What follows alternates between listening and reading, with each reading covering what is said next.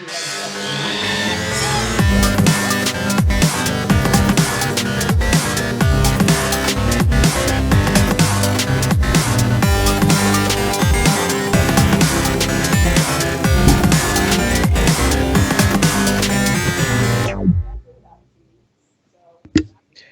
evening, welcome to another episode of Tenuous at Best, episode 12, I believe we're on. So it's me, Fando K, here with the D. I pointed the right way that time, that was awesome. And also we've got Zane there as well. Zane, how are you, sir? Dude, how you doing? Sorry, sorry, distracted. Are we up? Are we live? Are we? we are live, yes. And you're distracted? How so? Fuck, sorry. Sorry, I was reading. Finishing a book. You're finishing a book? Right. Welcome to the show! Yeah, straight in there. That. Scottish in books. You ever found it to be an issue? Scottish, as in written Scottish? As in, aye. Right. No. Reading the book just now. Tides of War. By I'm a bit freaked out. Christy Golden. So we're talking about books? Absolutely awesome. Awesome book. Awesome author. And I'm echoing. God damn it, stop echoing. Shut up. Thank you. You're not echoing here, you're fine. It's lovely. But, however, for example, I'll tell you what, I'll read you a bit, for example. In World of Warcraft, all the dwarves are Scottish. Kind of like the guys in The Witcher. Because, you know, it's like that, Lord of the Rings, you know, it's like, for some reason we are all like 5 foot small, heavily bearded and grumpy as fuck. I mean, I'm not sure where they get this idea from, but there you go. No fucking dicks. But anyway, let's see. Seems a wee bit silly to have all them hordes squatting there for no reason. The horde's big, true, but nae that big. What's wrong with that sentence? There's no fuck in it. There's no fucking it. Well, that guy said, Right, there you go. The horde is true, but nae that big. nay. Nae that big. We don't say nae that big. It's no that big. Aberdonians, mate. They're wrong though. But it seems to be the one mistake anybody makes anytime they're trying to write in Scottish. It's like, well, nae equals no. Yeah. And no equals not. Yes. But nae doesn't equal. Does it not in written type though enforce basically the accent, Look. thus doing its job? I'll spell it out. I'll spell it out for you. Literally. So when you write it down, nae means no. And no means not. Therefore, nae equals not. No. No. Which people audio podcast landed like Which in itself causes the same problems because then you bring in no, which also means no. But isn't it kind of nae? So, yeah, nae does not equal not. You need to go on YouTube to watch this just to see this happen. This is incredible. So just to clarify, no equals no, or nae, or not. But no does not equal nae or no. Nae does not equal not or not. And not does not equal no or nae. Have you had a stroke? I mean, that makes sense, doesn't it? That's pretty clear. Are you doing a show at the Fringe? That's all pretty clear. Unless you go into canny, which is cannot. Or dinny, which is do not. Or will nae, which is will not. In which case, nae kind of equals not. Even though it doesn't really equal. Look, here's what I'm saying. It's complicated. It's really complicated. The book is, and no, this is not an advert. This is just an author I absolutely love, and I wanted to say big shout out to Christy Golden. Your books are absolutely fantastic. If you like World of Warcraft, But not Scottish. absolutely get into these books. If you like Star Wars, she has got a whole stack of books based in the Star Wars universe. If you like Star Trek, she's got a whole whole range of books based on the Star Trek universe, and they are all absolutely awesome. Sweet. However, the next time you're writing Dwarfish, Christy, ever get confused about the grammar, just give me a shout, will you, do?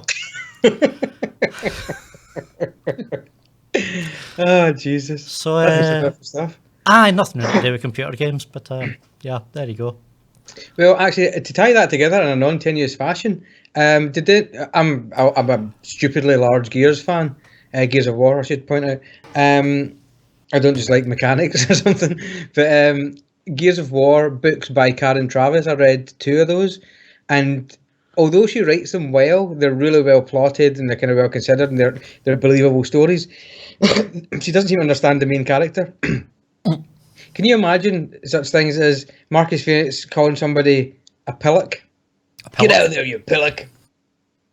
She does it about 5 times in both books. And you're going, he's a big gruff American guy voiced by the guy that does Bender. Why is he saying pillock? Yeah, and I always feel like that's a weird one, but that's just my tie to what you've just been talking about. Yeah. That reminds me of the film Duel, which I remember watching when I was a young'un. It was a really, really good film. And then I watched it must have been about a year or 2 years ago. And I had to switch it off because of that very reason. Was it keeps calling the guy again? He kept calling him a meathead. Was that not just an edit? No. Well, no. Well, no, that definitely wasn't. No, that definitely wasn't. Because if you're going to edit, you're not going to use meathead.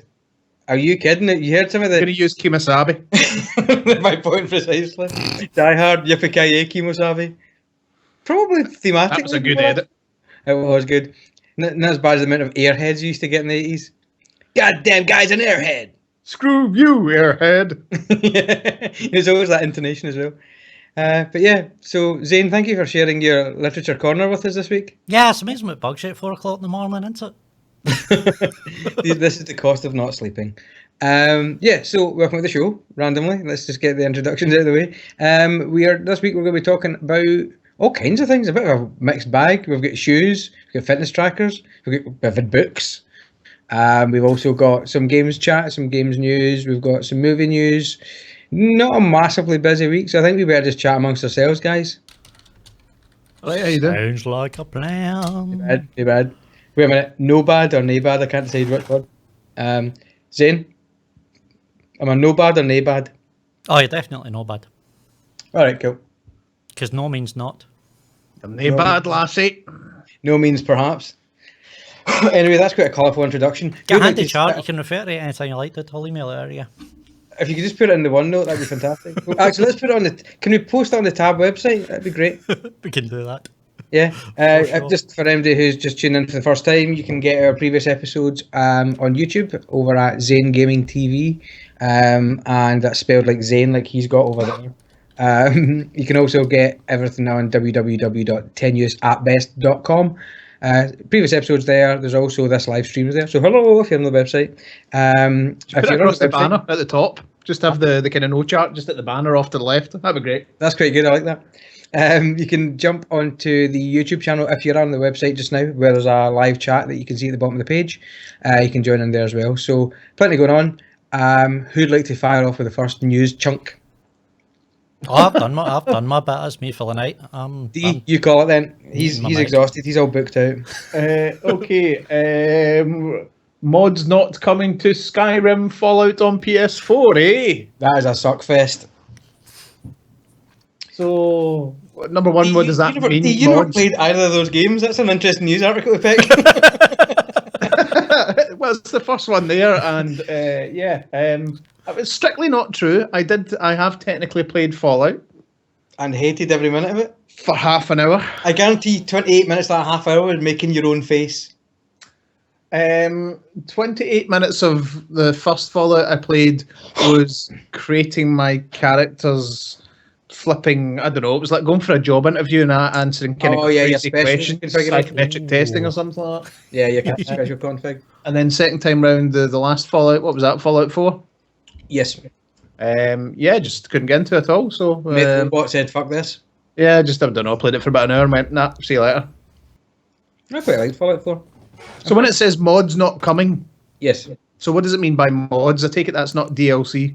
No, so on the PC market for like Skyrim and Fallout and all these games has been running for years, even with older versions of the games, where people can apply mod packs, which are basically alterations to the game code that basically will pump up with the graphics, but it can do things where they can pump up the actual quality of the graphics, right through to completely changing game elements or changing how physics works in the game. Or you could basically run a Skyrim one, for example, that you can replace all the dragons with a dragon with the head of Macho Man Randy Savage. And he goes, "Oh yeah," when it attacks you and stuff like that. So it's completely limitless. It's down to people's imagination. It's also used for kind of improving graphic fidelity and kind of just tweaking. Basically, Bethesda, who are the developers, say, "Here's our game. Here's a modding engine. Go nuts with it," and they basically let people go nuts. That's been on PC for years. A massive community for it, and on the Xbox One, we got that last year, I believe it was, tail end of last year. I could be wrong there, Zane. I don't remember the exact date, but yeah, a wee bit sooner than that, not much sooner than that. But yeah, so we got an Xbox One. The only limitation on the Xbox One being you were limited to mods that were below 2 gigabytes in size. Basically, yep. I think probably just for probably just to make it less hassle because of the sheer volume of console gamers. So that's what it's been. And at the same time, Bethesda said at their own announcement at E3, this is coming to PlayStation, and I think it was June or July. Then it got delayed, and then it's finally just turned out that they're no longer doing it at all for the PlayStation guys, which is a bit of a shame. That's a bit of a shame. Certainly, if it's like kind of comedy aspects, I'd certainly be interesting to kind of get chased about by Randy Savage going, "Oh yeah," everything. So yeah. There's also Thomas the Tank Engine Skyrim, which is hilarious as well, where all the dragons are Thomas the Tank Engine, which is ludicrous. What does he shout when he attacks you? Choo choo. Oh yeah, I don't know. I don't remember. It was Thomas the Tank Engine, kind of like hip hop. I can't remember. Choo choo, choo choo, bitches. But yeah, so yeah, that's right. So for what I've been hearing about this, there seems to be quite a fair bit of backlash against Sony for this, for the not allowing it, and basically not wanting to lose that bit of control from their system.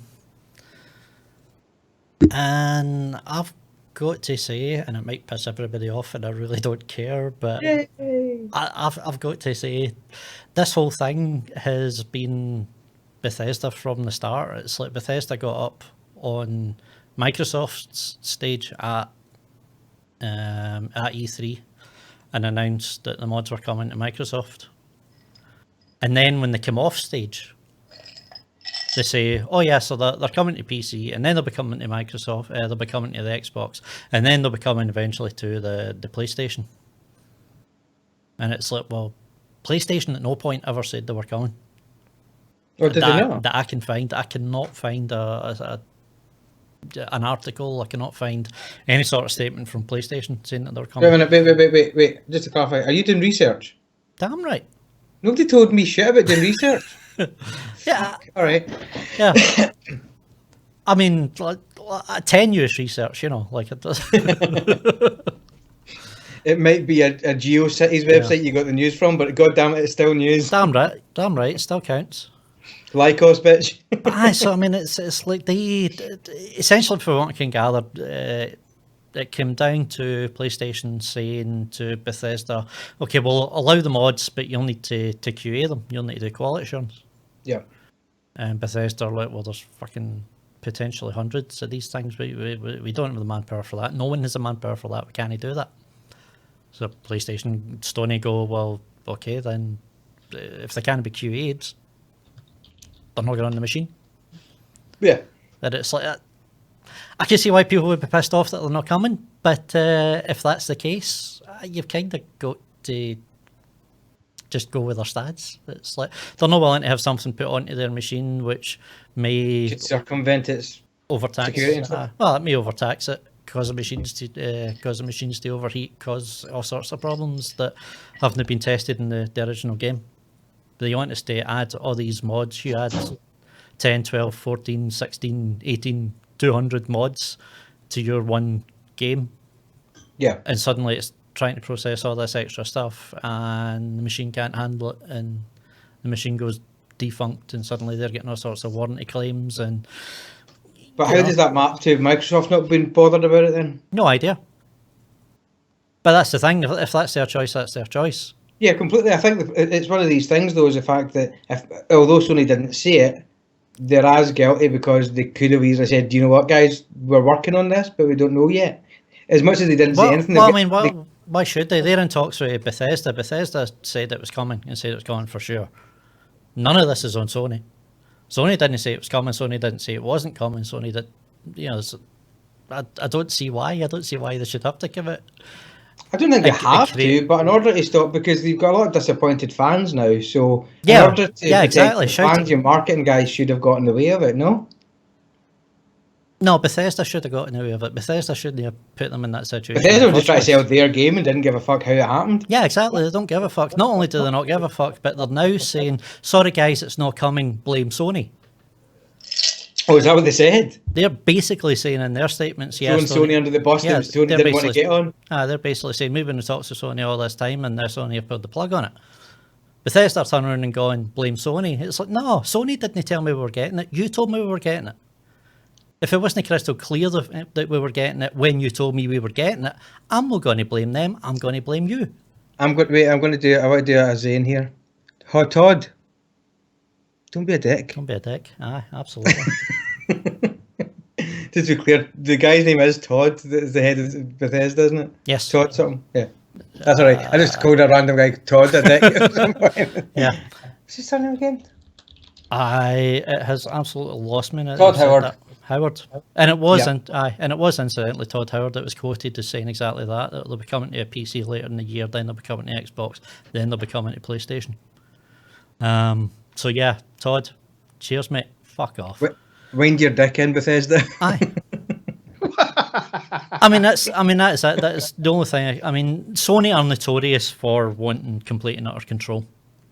And yes, there's arguments to be made that it could be relaxed a bit, and there's arguments to be said that they could have it so that you only have the same way you've got on Xbox, so you can only have like mods of 2 gig in size and whatever else to try and control it.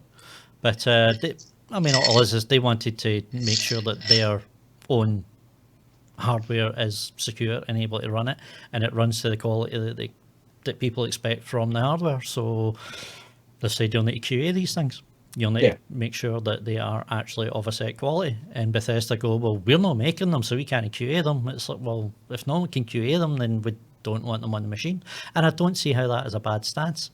It's not a bad stance by any stretch. It's just the fact that I know what you're saying, and the fact that Bethesda lined this up for a fall, but the fact of the matter is Sony could have still got in there and went, you know what, guys, can we just throw a wee bit of cold water in and say we're working towards it, we will let you know how we're getting on. They were allowing this to have a release date attached to it. That's my problem with it. I think Sony got screwed on it, to be honest with you, and one of these things that... But that's the other thing, there wasn't a release date attached to it. They never said it was coming on such and such a date at any point.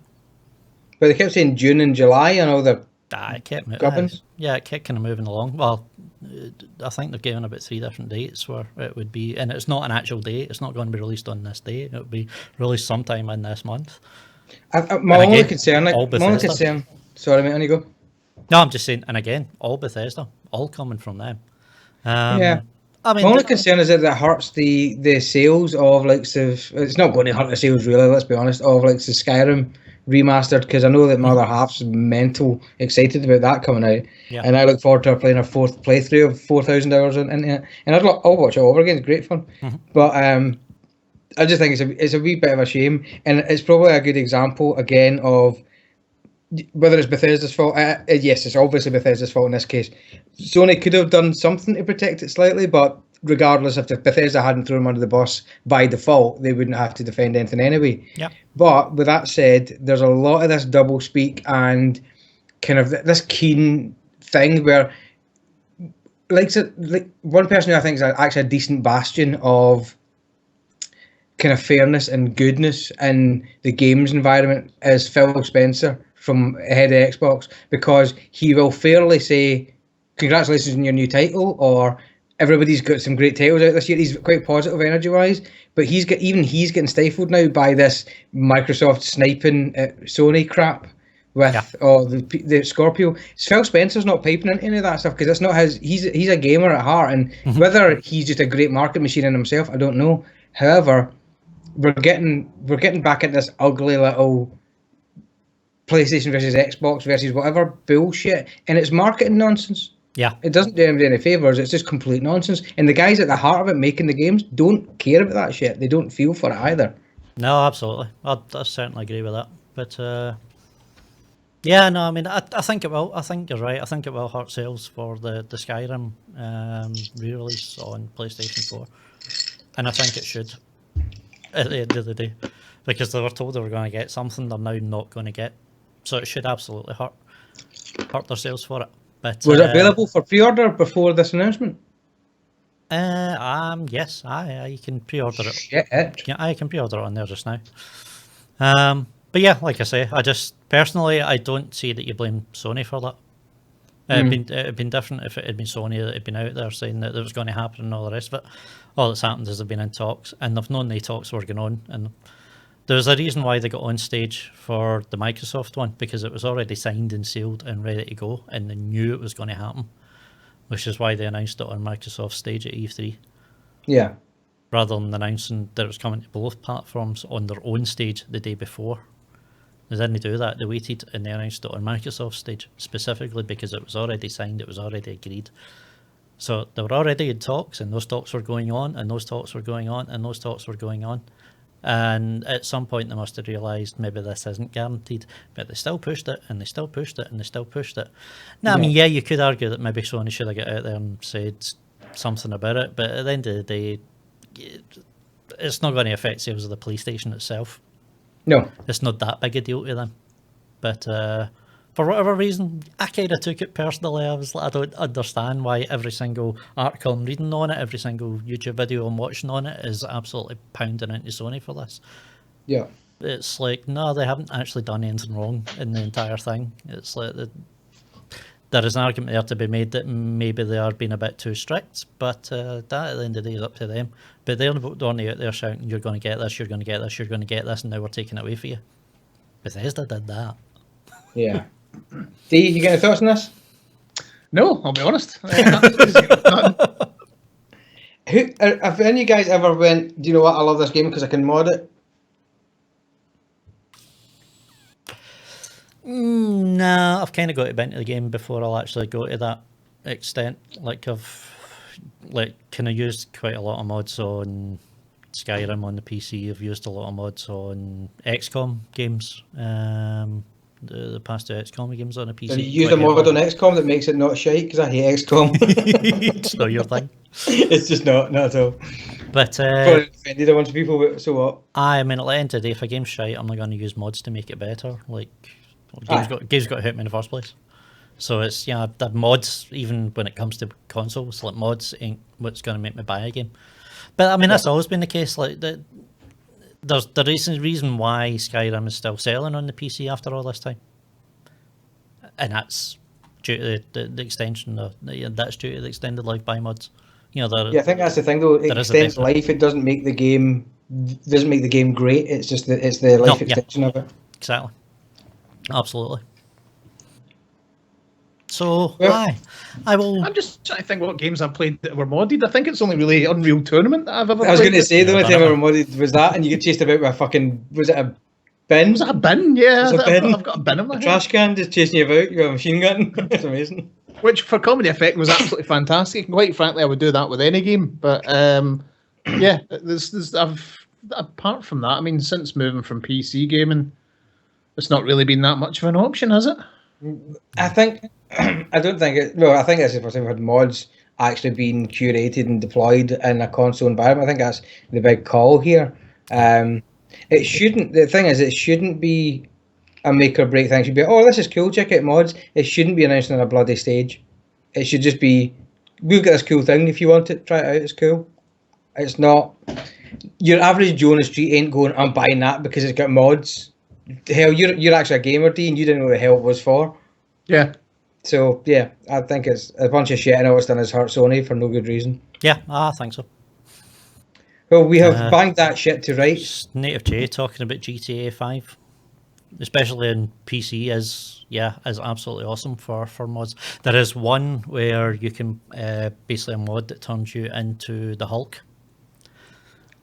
where you are Interested in this? Keep talking. you can literally like leap the height of the buildings and the skyscrapers in GTA. Just pick up cars and throw them at the police cars. It does the big Hulk. If the police are coming in to rush at you, you can do the big Hulk smash. And the wind just sends cars and policemen absolutely flying everywhere. It's a whole new game. It's awesome. That's awesome. The thing is, do you remember? I don't know if we told this story on this podcast before, but Dee and I were playing GTA 4, I think it was, multiplayer one night, and I don't know whether the guy was hacked or modded or it was a dev having a laugh.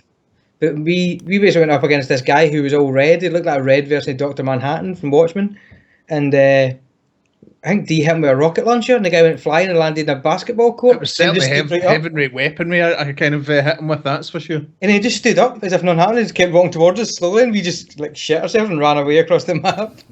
But I don't know. I don't think it'd be a mod because I'd like to think that's kind of anti-cheat code thing. But that still haunts my dreams. I'll be honest. So moving swiftly on, seeing as we've all got an opinion that Bethesda fucked that up, let's continue along our merry journey. Shall we stay on the PS4 route and talk about, I was going to say Scorpio, that's not the right side of the coin. Let's talk about PS4 Pro and everyone's big, oh my god, it's not doing native 4K. Yeah, it's actually both. And it's what you were talking about as we're getting back into this kind of stupid snipe party from either side's PR. Because, well, first of all, you've got this whole thing at the moment where basically just about all the games that you're seeing for being announced for PlayStation Pro and their big announcement that it's all 4K loveliness, and they're going, well, it's not actually. Yeah, it's been kind of up-res to 4K. And I mean, I'm not surprised. I think I said like, when we talked about it 2 weeks ago, like the power of the machine, if it was PC equivalent, really wouldn't be doing 4K that well. I thought, it's dedicated. It's doing only that, so maybe they'll be able to push a bit more out of it. But yeah, it looks like everything that's coming out is just upscaled. It's going to look a shitload better, but it's not going to be true native 4K. And then you instantly get Microsoft. I can't mind the guy's name, but I think it's Microsoft Head of Planning, whatever the fuck that is. Head of Planning. Coming out and saying how all Scorpio first-party games will be 4K native, which sounds fantastic. But then you go, well, that's fine, awesome, but what about the rest of them? So I've not really got any control over that. That's down to the developers themselves. So you could still end up in a situation where majority of the games are not 4K native. Cardell Benny? Could have been him. I don't know. I don't recognise that name at all. I only know Larry Herb and bloody Phil Spencer. Yeah, it wasn't somebody I'd heard of. I don't remember who the hell it was, but I mean that's the thing. So it's like, but suddenly you're getting this kind of snipe war from across the bows of all our first party games are going to be 4K. It's like, well, awesome. Do you know what? You're also a year away. Yeah. Again, personal opinion. Don't give a damn. The same thing, Zane, is that I did not give a flying shit when I was playing The Witcher on my Xbox and it was scaled down to 900p on the fly. Sorry, but I get that people want the best experience, right? That's great, but the best experience is a great story and a great game, not a fucking, oh my god, that's an 18th less frame rate, or frame rate maybe, but that's an 18th less pixels, or shut up. You do not care. You can watch a crap film, you can watch a full high-resolution film on a screen that size where you're sitting on the bus, and see if that film's immersive. You will get right into it, regardless of how many pixels you've actually got there. It's a good story, and it's well put together, and it drags you in. People have got to stop getting on this freaking high horse. Yeah.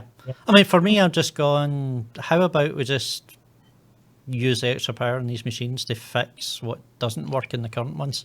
How about we get actual 60 frames per second or 30 frames if that's what it's got to be, but at least it's steady. At least I've got a solution here, Zane. Go for it. Here's what we do. We bring the next generation of consoles out, right?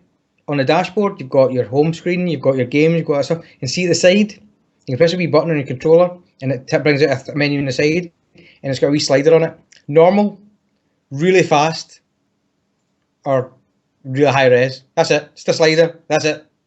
All you ever need. You mean You like decide what you get.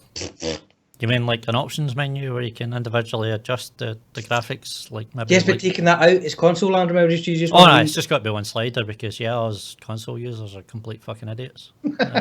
Yeah. Well, But I'm yeah, a I mean, fucking. But that's basically what they need to plug in, and it should be that way. Here's some extra horsepower. Use it as you wish. of course it is.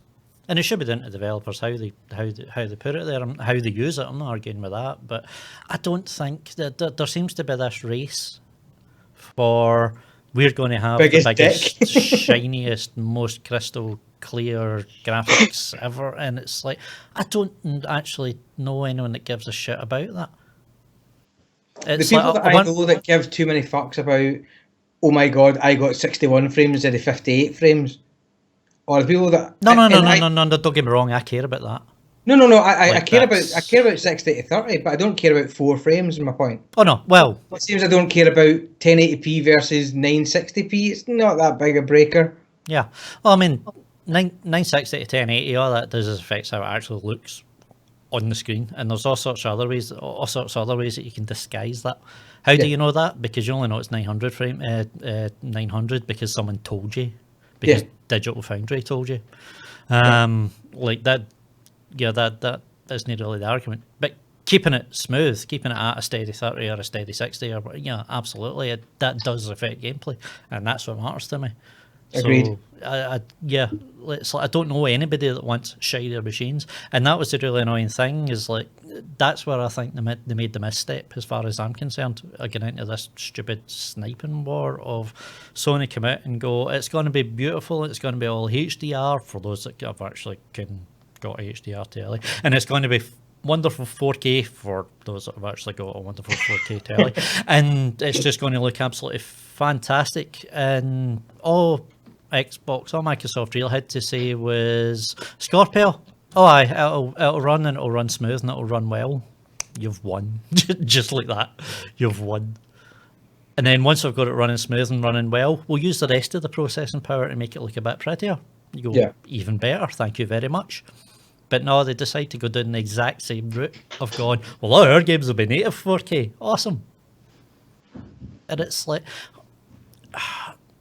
yeah, that, and we're so invested in 4K, but we're not going to put a 4K Blu-ray player into our PlayStation Pro. Yeah, that was a weird move. It's like, oh, we've got an app for the YouTube for 4K YouTube, and Netflix are working on their app for us just now for 4K for the 4 programs that they've got that they put it in 4K. But as the guys who make the bloody drives, Yeah. we don't have them in it. And incidentally, there was rumours coming out that Google next month are due to announce their 4K Chromecast. What? And it's like, oh yeah, all these things are absolutely wonderful if you've got the broadband to actually handle it. Like, I don't really know too many people that have, and those that have even got the broadband to handle it have got hampered by monthly Internal broadband issues. Yeah, so you get monthly download limits and The cap's getting roasted. caps. That's the word I'm looking for. So it's like, I was yeah, actually pointing at it. yeah. We're not actually in a world yet where we can quite happily sit and stream 4K all day, every day, quite happily. It's like, well, majority of us aren't anyway. So it's like, well, why are we doing this? Why are we rushed? Just fucking fix the 1080p. Get it running smoothly. There's get three it of running us here fast. who are all. There's 3 of us here who are techie fans. We all like TV and we like all that jazz. None of us have got a 4K. I don't know. I know 2 people with 4K TVs actually off the top of my head. Yeah. They're not massive gamers. I don't know one way or the other, but it's one of those things. Again, I think Sony might have jumped the shark by bringing this machine out. Now, I dare say it's to support VR, but again, jumping the shark, because next year, Scorpio comes out, the Microsoft offering is probably a bit more accurate to when people might be looking at 4K TVs. Possibly. Again, it's only a possible, exactly. This argument isn't between Microsoft and Sony. This little war that comes up, it's a marketing bunch of shit by a bunch of twats in an office going, let's do this and let's wind these guys. And it's to and fro. And the guys that actually matter, the guys that have got the opinions and the voice in these companies are going, That's the path we've chosen. That's our business model. That's our business decision, and we're going with it. You guys are trying to a dick fight, and nobody asked for that. No, that's what annoys me about it, is the fact that it's they're shouting at each other and trying to shout louder than each other about things that, quite frankly, no one gives a shit about. No one actually cares about, or at least not yet.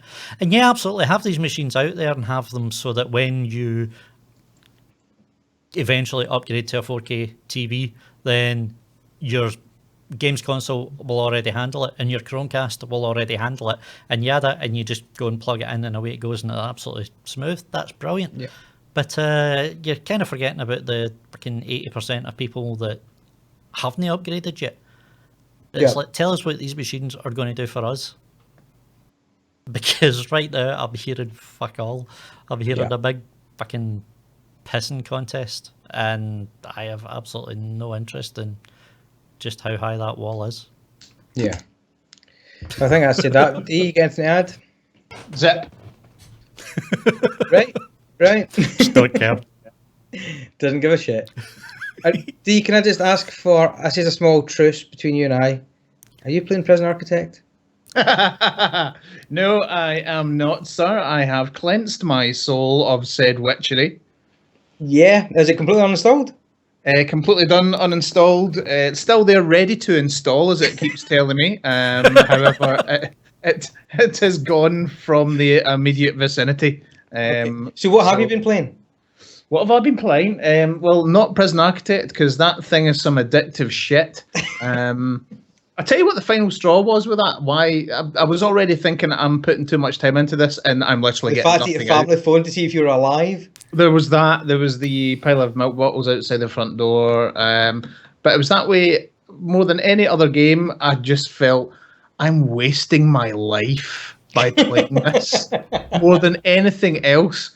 And the thing that the final kind of straw, as it were, the final biscuit was the fact that something I discovered late on was there's a kind of what's called, I think it was the Warden's leaderboard, as it were. And on this leaderboard, you've basically got it's a kind of on any kind of scoreboard, and you can filter by your friends and all that kind of shenanigans. Well, Prison Architect is no different, and Prison Architect has this one where it's based on prisoners released, pretty much. So you basically get a score. It's something like 50 points for a prisoner released, and then you get 5 points off for everyone that's escaped, and 5 points off for anybody who dies. Can I stop you a second? Yeah. You've said nothing on it. I said Prison Architect once, and you're on a rant. There you go. Do continue. So, and I discovered this late on, and I was, I don't know, say I was 200th or something on the kind of leaderboards or something, and I went, I'm having that shit. I'm gonna. That's what I'm now gonna do. So I did, and I was in, I don't know, top 80 or something. A couple of thousand releases, and then it basically I spent another hardcore night of pumping what must have been a good 1,000 prisoners through my prison. Pumping prisoners through your prison. Yeah, man. Wow. Through the system, reformed them and everything. It was amazing. Like chicken nuggets? Yeah, all of that. And the fucking game reset my bastarding score. What? Yeah, laugh up, motherfucker, right? Zane got tiny. That's how funny that is. He got small. He's shrunk. Look how small his head is. Oh, shit, man. That is really unfortunate, dude. I feel really bad for you, man. That's terrible. I can tell. Thanks for the support. So that game suffers from quite a few glitches, but more often than not, the glitches are of your own doing. So I was kind of in mental defense mode of the game, having solved most of the glitches myself. But this was a glitch too far. Fuck Prison Architect. Fuck Prison Architect right in its fucking ear. I genuinely thought you had some reformed moment where you went, you know what, I'm playing too much of this, I need to go and be productive. No, the game fucked you over and you got angry. You basically rage quit the game. In style. What do you mean in style? You flung the controller out the window like that? No, I casually uninstalled it and showed it that I was not angered by its glitchiness and just went, that will show you, sir. I said good day. Exactly. That's fantastic. So what are you playing in place of Prison Crack Architect? Prison Architect? I'd initially, so I said I'd kind of went on a download spree a couple of weeks ago, and I downloaded that Dangerous Golf game, had a quick look at that, and it turned out to be an annoying piece of shit, to be honest. And so I have then defaulted to the lovely gift from Mr. Vandal K, which was the Red Dead Redemption. So yeah, that's now taken over my world. I seem to have some sort of addictive personality where I can't just do something for 5 minutes or an hour. So I've been playing Red Dead Redemption Ladies. for quite a while. Does anybody want a peanut? Yes. So yeah, and I'm now taking a break from shooting Mexicans. Apparently, Donald Trump would be very proud of me. And I've now got into the for anybody who remembers Red Dead Redemption, part of it is you've got these kind of challenges, one of which is kind of like a hunter challenge where it basically says, right, now you've got to kill 5 skunks, and it works its way up to where I'm at just now, which is where you've got to one-shot grizzly bears. So I've spent the last 2 nights high up in the snowy mountains hunting animals, getting back to nature, and finding my inner American. Your inner American? So Is he not an outer American? Just shooting shit. Is that going to be the plot of the much fabled Red Dead Redemption 2? It's just going to start off, and the storyline is that you're a brickie, and you've been hired to get into the border and just wall it off. Interestingly, you laugh about that, actually. Kind of not exactly the right area of Zai podcast, but they're kind of remaking Scarface. And there's a suggestion that during basically this is a good period to do it because of exactly Donald Trump's stance on kind of Mexico and so forth. So it's currently in the zeitgeist. Indeed. Political at best. Look at us go. Yeah, so if I'm not here next week, it's because a grizzly bear's clawed my back. Wow, that virtual reality's got deep. Damn it. Zane, what are you playing? I am question actually before we do that. Backwards compatibility of the Red Dead. How are you finding it? Brilliant. I'll get back to 6. So it wasn't just like I did actually find it like a good bit smoother. Like it did actually make a difference. So you, in comparison to what it used to be on the 360, I don't remember. Possess the mental capacity to remember kind of details such as that. So yeah.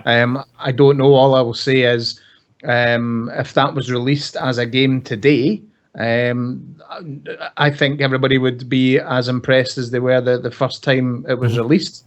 I don't think it's been mastered or remastered, I should say. So maybe do you find that there was kind of it's improved performance-wise?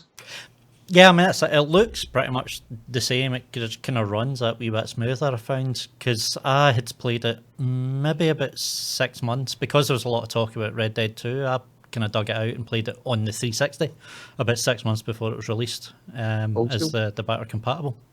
And when they put it on the backward compatible, I just found it was so much easier to aim. It was just that wee bit smoother. I was actually astounded just by how much a difference it made. But again, that's for me, it was only like 6 months in between the two experiences, so it was a bit more fresh. There it is. But yeah, it does. It's back to that silly nerdy talk of frames per second, but it does actually make a difference. It's still at 30, but because it's smooth, I just found aiming a whole lot easier.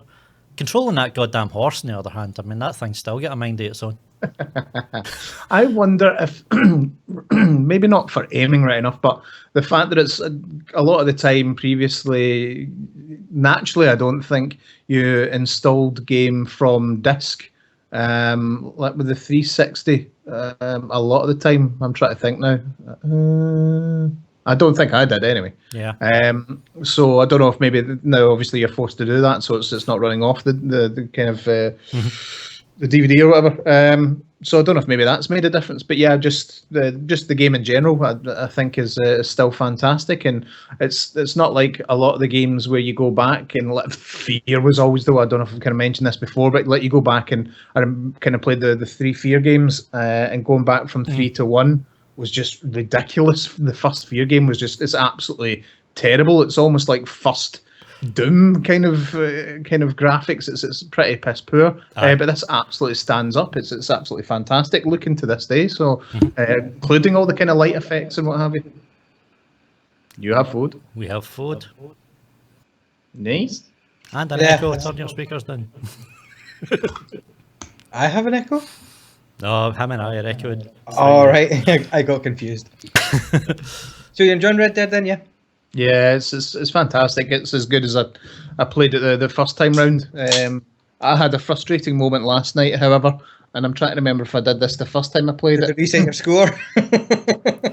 Not too far off. It stunted my score. So in Red Dead, you've got a couple of measurements, fame and honor being the kind of two basically. And so when you do any sort of deed, good or bad, it kind of swings one way or the other, kind of like the Force and Force Unleashed or whatever, kind of darker light side.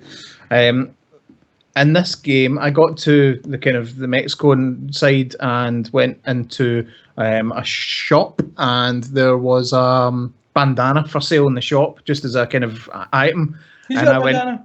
yeah, well, I bought said bandana because I thought I'm going to look kind of cool and mysterious for a bit. And I played a full night wearing this bandana.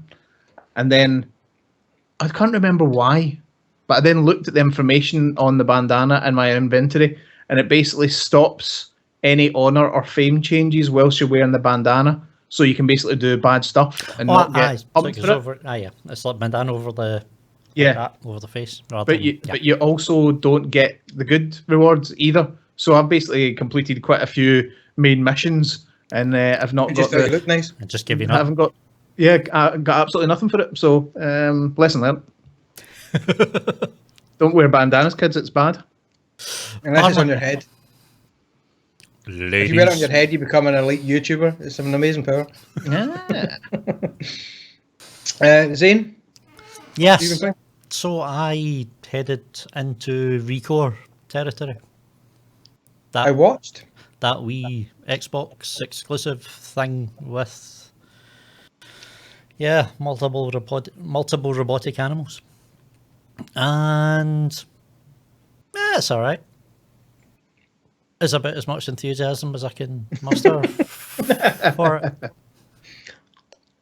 It's not a full price title, and I think that's something kind of Recore isn't. No. I thought this was going to be a major kind of title that's coming out that was going to be massive. I mean, you would think the amount of time it got at E3 and stuff, like it was going to be bigger than it actually was. But yeah, it's like, what is it, $30? So it's not quite indie status, but it's not quite kind of AAA status either. It's kind of somewhere in between. And that's surprising. Somewhere in between. That's like, so I decided to do rather than do a kind of edited let's play. So I've been quite enjoying live streaming recently. I thought I'll just do a live stream of it. And that's when you load it up. That's when you load it up and you realise that it can take anywhere up to 2 minutes to load a scene. It's like I was seriously at one point going to go and get a book just to read to people to keep them like entertained. You're like, that's exactly what I was going to say. You should just get a book out and just read it during the load sequences. because it is literally that long. It was, and this is, I mean, this does not make good streaming. This is not something I would advise, but there was a couple of times where I just wanted to stop and just let the loading screen and just sat and got my vape and said nothing and waiting for it. Just to let people experience just how bad this actually is. Because if you sit there and talk all over it the whole time, then, you know, you're sitting there, you're chatting. Like, what you should probably do as a good streamer. I'm not one of those guys. I was just like, no, I'm going to sit here and I'm going to make everybody endure this as much as I'm having to fucking endure it. Because it is bad. And then you get into the game itself and there's lots of wee niggly things. Like, you go into the map and you need to head to such and such a place. But when you come out, there's no mini-map. And there's no real HUD, is there? Compass, there's no really anything. So you've got to go point in the direction, look at the map, decide, right, well, I'm pointing that way, so I want to go kind of 36 degrees off to my left, start heading off in that direction, take like maybe a dozen steps, and then get back to your map to see how far you've got, and then find out that you've actually missed what you were going, because you can't put down a marker, you can't put down anything. It's just like, there's just so many silly, wee, niggly things about the game. The game is fun. That's what's annoying about it, is I can't just go, oh, it's shite, don't buy it. Like, it's an old school shooter type game that you just don't see anymore. It puts me in mind a little bit of forgiving the fact that you don't fly. It puts me in mind of Space Harrier. Space Harrier, yeah. Do you remember that? Uh-huh. Yeah, it's the Magic. same sort of idea. You just kind of lock on and you're moving around to dodge whatever. And yeah, you're doing it on the ground rather than flying. And there is a fun game there. The puzzle, the platform puzzling elements of it are really well done. Yeah. There's a bit too much open space and kind of running back and forth after a while, but it could have maybe been a wee bit tighter. But apart from that, it's good. It's a good solid wee game. But you've kind of got to get over the niggles, and the niggles are quite a lot. The niggles are quite high. Actually trying to pull the cores out of the things drove me nuts for about half an hour at first, because I didn't realise you had to just let the stick go. Basically getting into this tug of war with the machines where you're trying to basically pull the power cores out of them. So I'm kind of easing off on the stick every time the line goes red, because I'm trying to kind of ease off and make sure it doesn't snap. But you don't ease off, you just let the stick go completely, and it's like, well, okay. Seems a bit basic, and once you kind of learn that, you can pull off anything, so to speak. Ladies. Yeah. I certainly wouldn't say avoid this game. I would maybe say hang on. Yeah, wait. Get it for 15 quid, not 30. Wait till it drops on sale. Or do you know what? If you're really not in the rush, since it's Microsoft that's publishing it, give it a year and you'll probably see it in Games for Gold anyway. Yeah, that's true.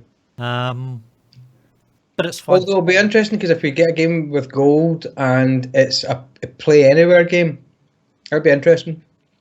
Well, this brings up something that's kind of bugged me about that whole play anywhere for quite a wee while anyway. Yeah. Where I can buy a game like that just now and it'll run on my Xbox and it'll run on my PlayStation. Or this one doesn't have multiplayers, I don't think. No, so it doesn't matter. But Gears of War, for example. Gears of War 4 comes out and we're all going to sit and play Horde mode. So how about I just scrap my Xbox and just play it on the PC? And I can still play with you guys while you're playing on your Xbox. But you guys are paying monthly for gold, and because I'm playing it on the PC, I'm not paying fuck all to pay the online portion. Yeah. How's that work? How's that fair? It's probably not, but I think, do you know what I think that is? I think that's amortised on the fact you pay for your Windows license. Yeah. How much? Technically, if you to be not subsidised, not on their free scale where they're doing a big advertising sale, up to 287 quid for a license. And how long's Windows 10 going to last me? Hopefully, long enough to finish this podcast. But yeah, but do you know what I mean? It's like a finite number. No, I completely agree. Not, I do completely agree. I'm just being devil's advocate for a laugh. It's not this kind of monthly. Let's pay. How much is it? I don't even know how much it is. So, £5 a month. £5 a month. So 30. 133 60, years by my maths. 60 quid a year. But yeah. So it's an extra game. Yeah, I mean, it's not a great deal of money, but you've got to ask why consoles, both of them, PlayStation, and still insist on you paying for the privilege of playing online. Especially now when you've got Xbox going play anywhere, and I can buy the game and I can play it on both consoles. I can play it on both platforms. But if I play it on my PC, I don't need to pay to play it online. That is an interesting point, because I'm trying to think of anything else in life that is of a similar imbalance. I can't really think of anything, to be honest. Not for coffee, anyway. No, because it's shit and it's wrong. True. And not enough people are shouting about it. Yeah. It'll be interesting to see how that turns out long term. I wouldn't be surprised if there isn't a move toward some kind of reduction or abolition of the thing is, these services, when we had 360s, or sorry, original Xboxes and PlayStation 2s, these services were only coming about. The fact that they charge for it is to pay for the infrastructure. The infrastructure is there. Do they wait a few years and both of them just go, you're not charging for that anymore, happy Christmas? Probably, because the advertising revenue that the thing is, you buy your Xbox. I don't have a PS4, so I don't know what the dash looks like. But on the bloody Xbox One, which I love my Xbox One dearly, on the goddamn screen, on the same places, click on here for your games and apps. Below that, here's an advert. On a machine I bought, on a service I pay for, I've still got a fucking advert. That's right. So that's them subsidising it. So why am I paying them even $5 a month? That can fuck off now. Yeah, no, absolutely. It's like, but it's not. I don't think it is going to be a case of where they go, and here now we get rid of it. They're surprised. Like PlayStation only just brought it in with this generation, and they just pumped the price up as well. Aye, they only just brought it in with this. But Sony got a lot of money to recoup. They lost a shit ton last year with all that hacking and stuff. Aye, I mean that's the thing. It's like it cost them a lot to actually pump up the security after they gave the fucking world my fucking details. Your Cheers details that, and hey, more important than your details, I think we can all agree, is 21 Jump Street crossed with Men in Black 3. Well, indeed.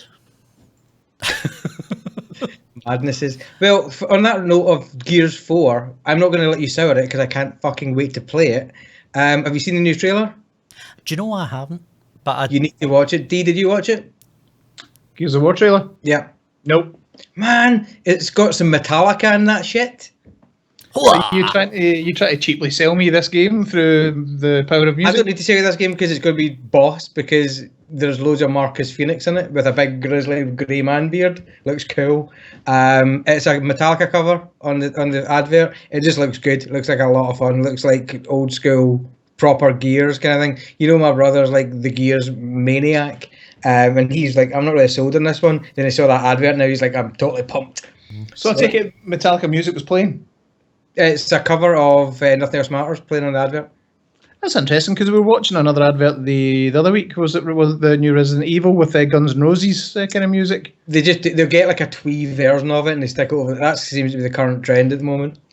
No, it was the all and out whatever kind of original version from Guns N' Roses. I was just wondering if kind of light metal was making a comeback. I hope not, because I fucking hate it. I see light metal, that's heavy metal Metallica. That was heavy metal in its day, yeah. I think just now it's been superseded by ultra fuckcore or whatever they call it. I'm sure that's a genre. There's a record guy and there's some guy in a record shop somewhere going, I'm a fan. Or if it's not, let's make some. Anyway, yeah, Gears 4 looks boss. It looks really exciting, and I'm really happy to see Marcus Phoenix back. I'm not going to spoiler for him to somehow manage to avoid the last 10 years of Gears, but some characters aren't going to be in the new one, which guts me because I was always that guy. But never mind. It's going to be awesome. I have been playing BioShock. Got the collection.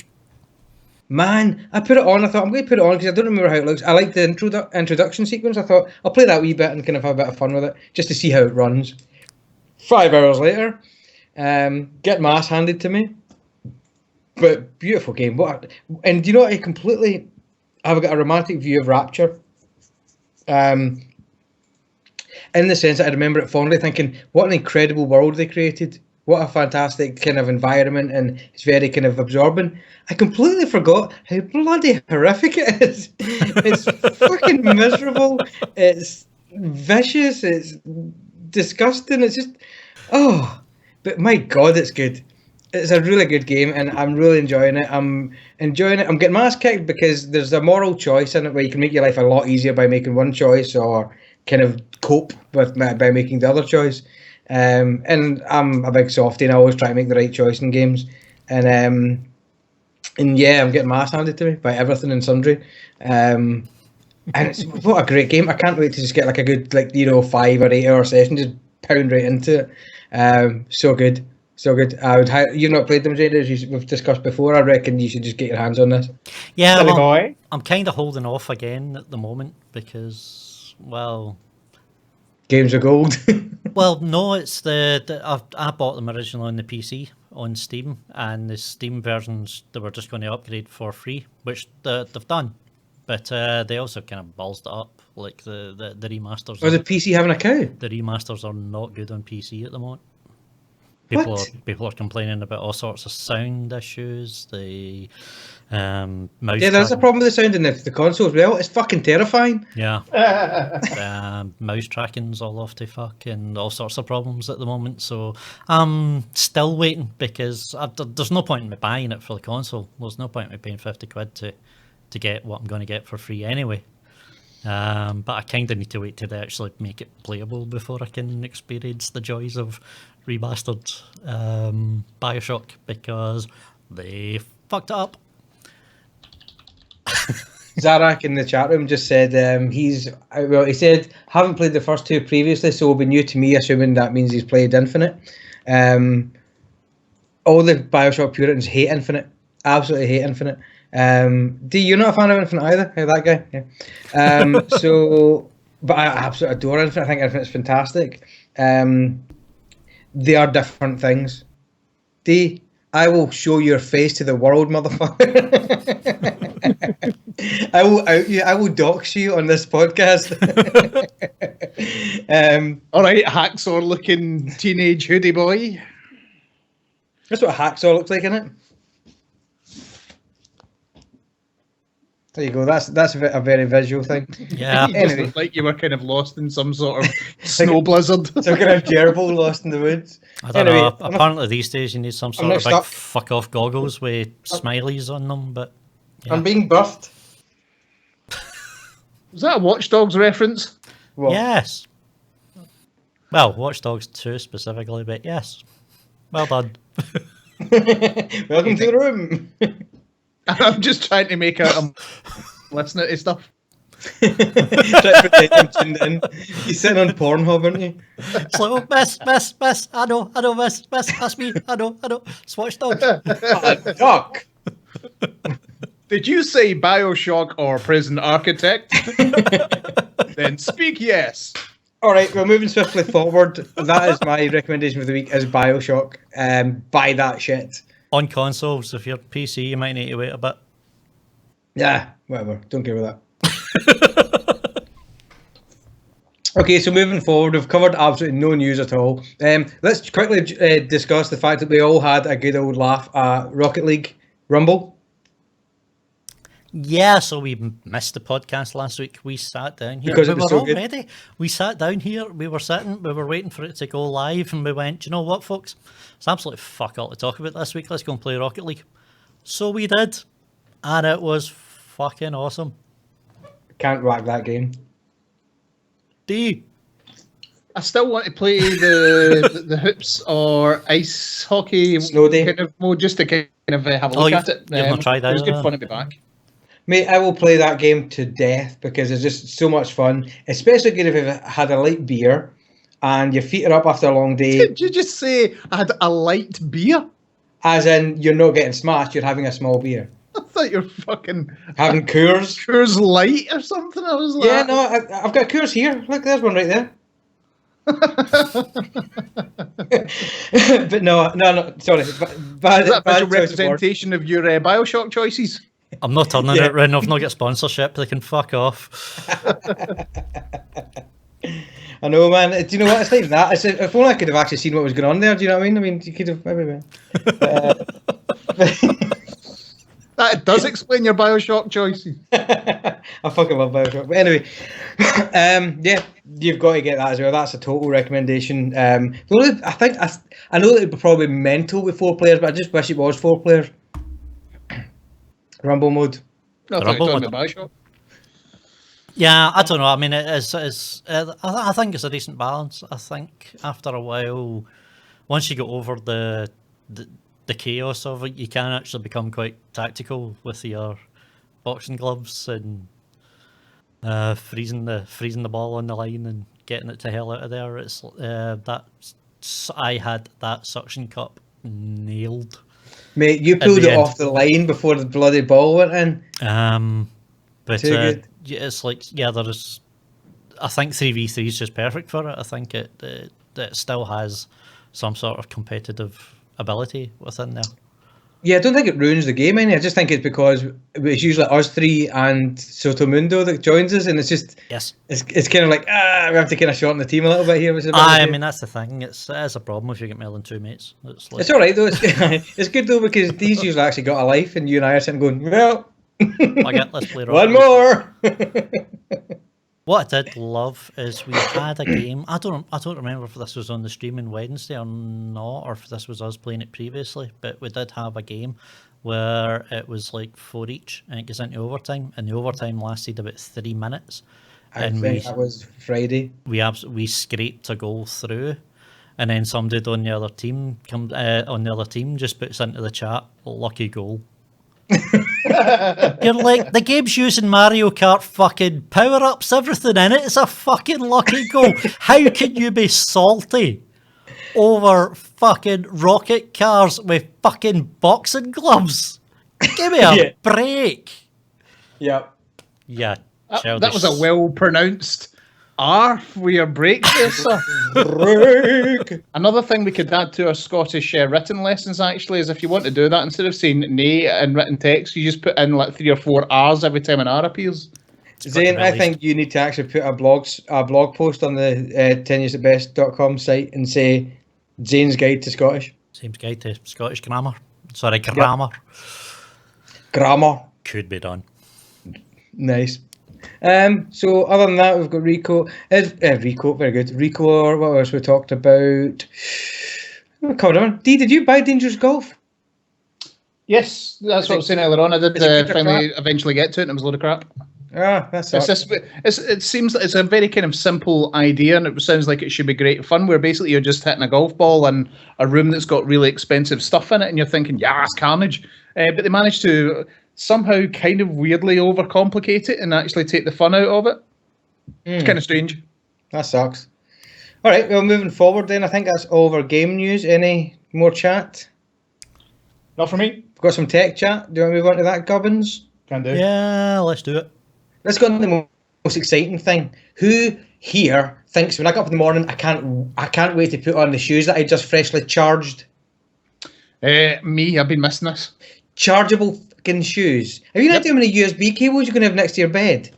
Look, mate, you're starting this article all off wrong, quite frankly. You should be excited about this. I'm not excited about it. It's stupid. It's okay, to give context for anyone who's not been Miserable bastard. but people that aren't listening to the conversation, Nike have just released some promo video for their self-lacing shoes, a la Back to the Futures.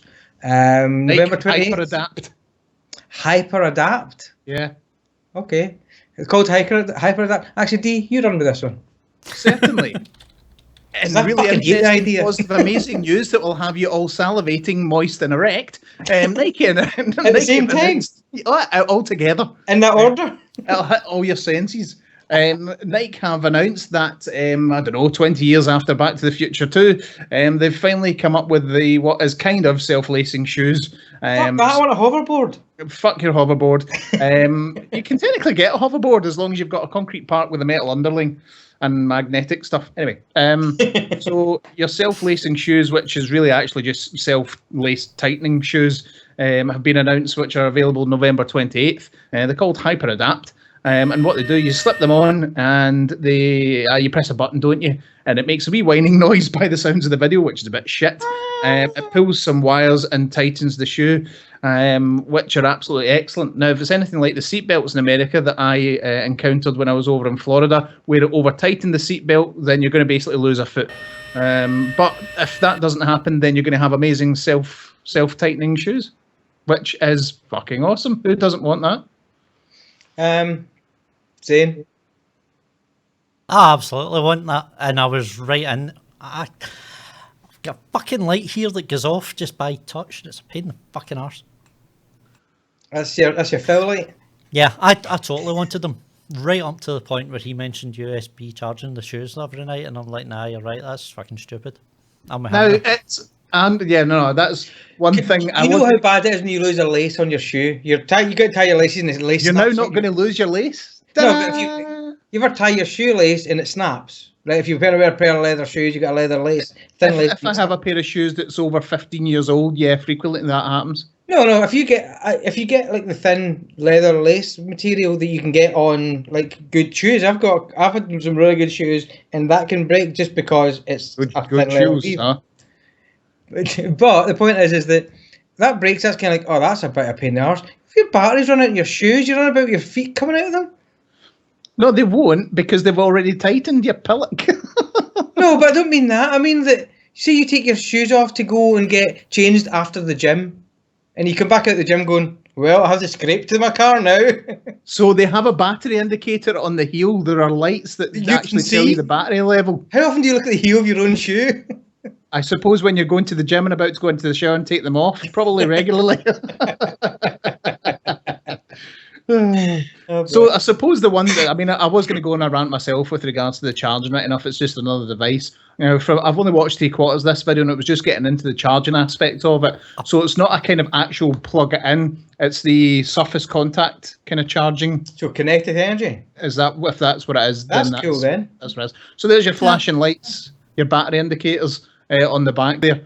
And Don't get me wrong, D, I totally want them because there's fucking lights on them. No, Exactly.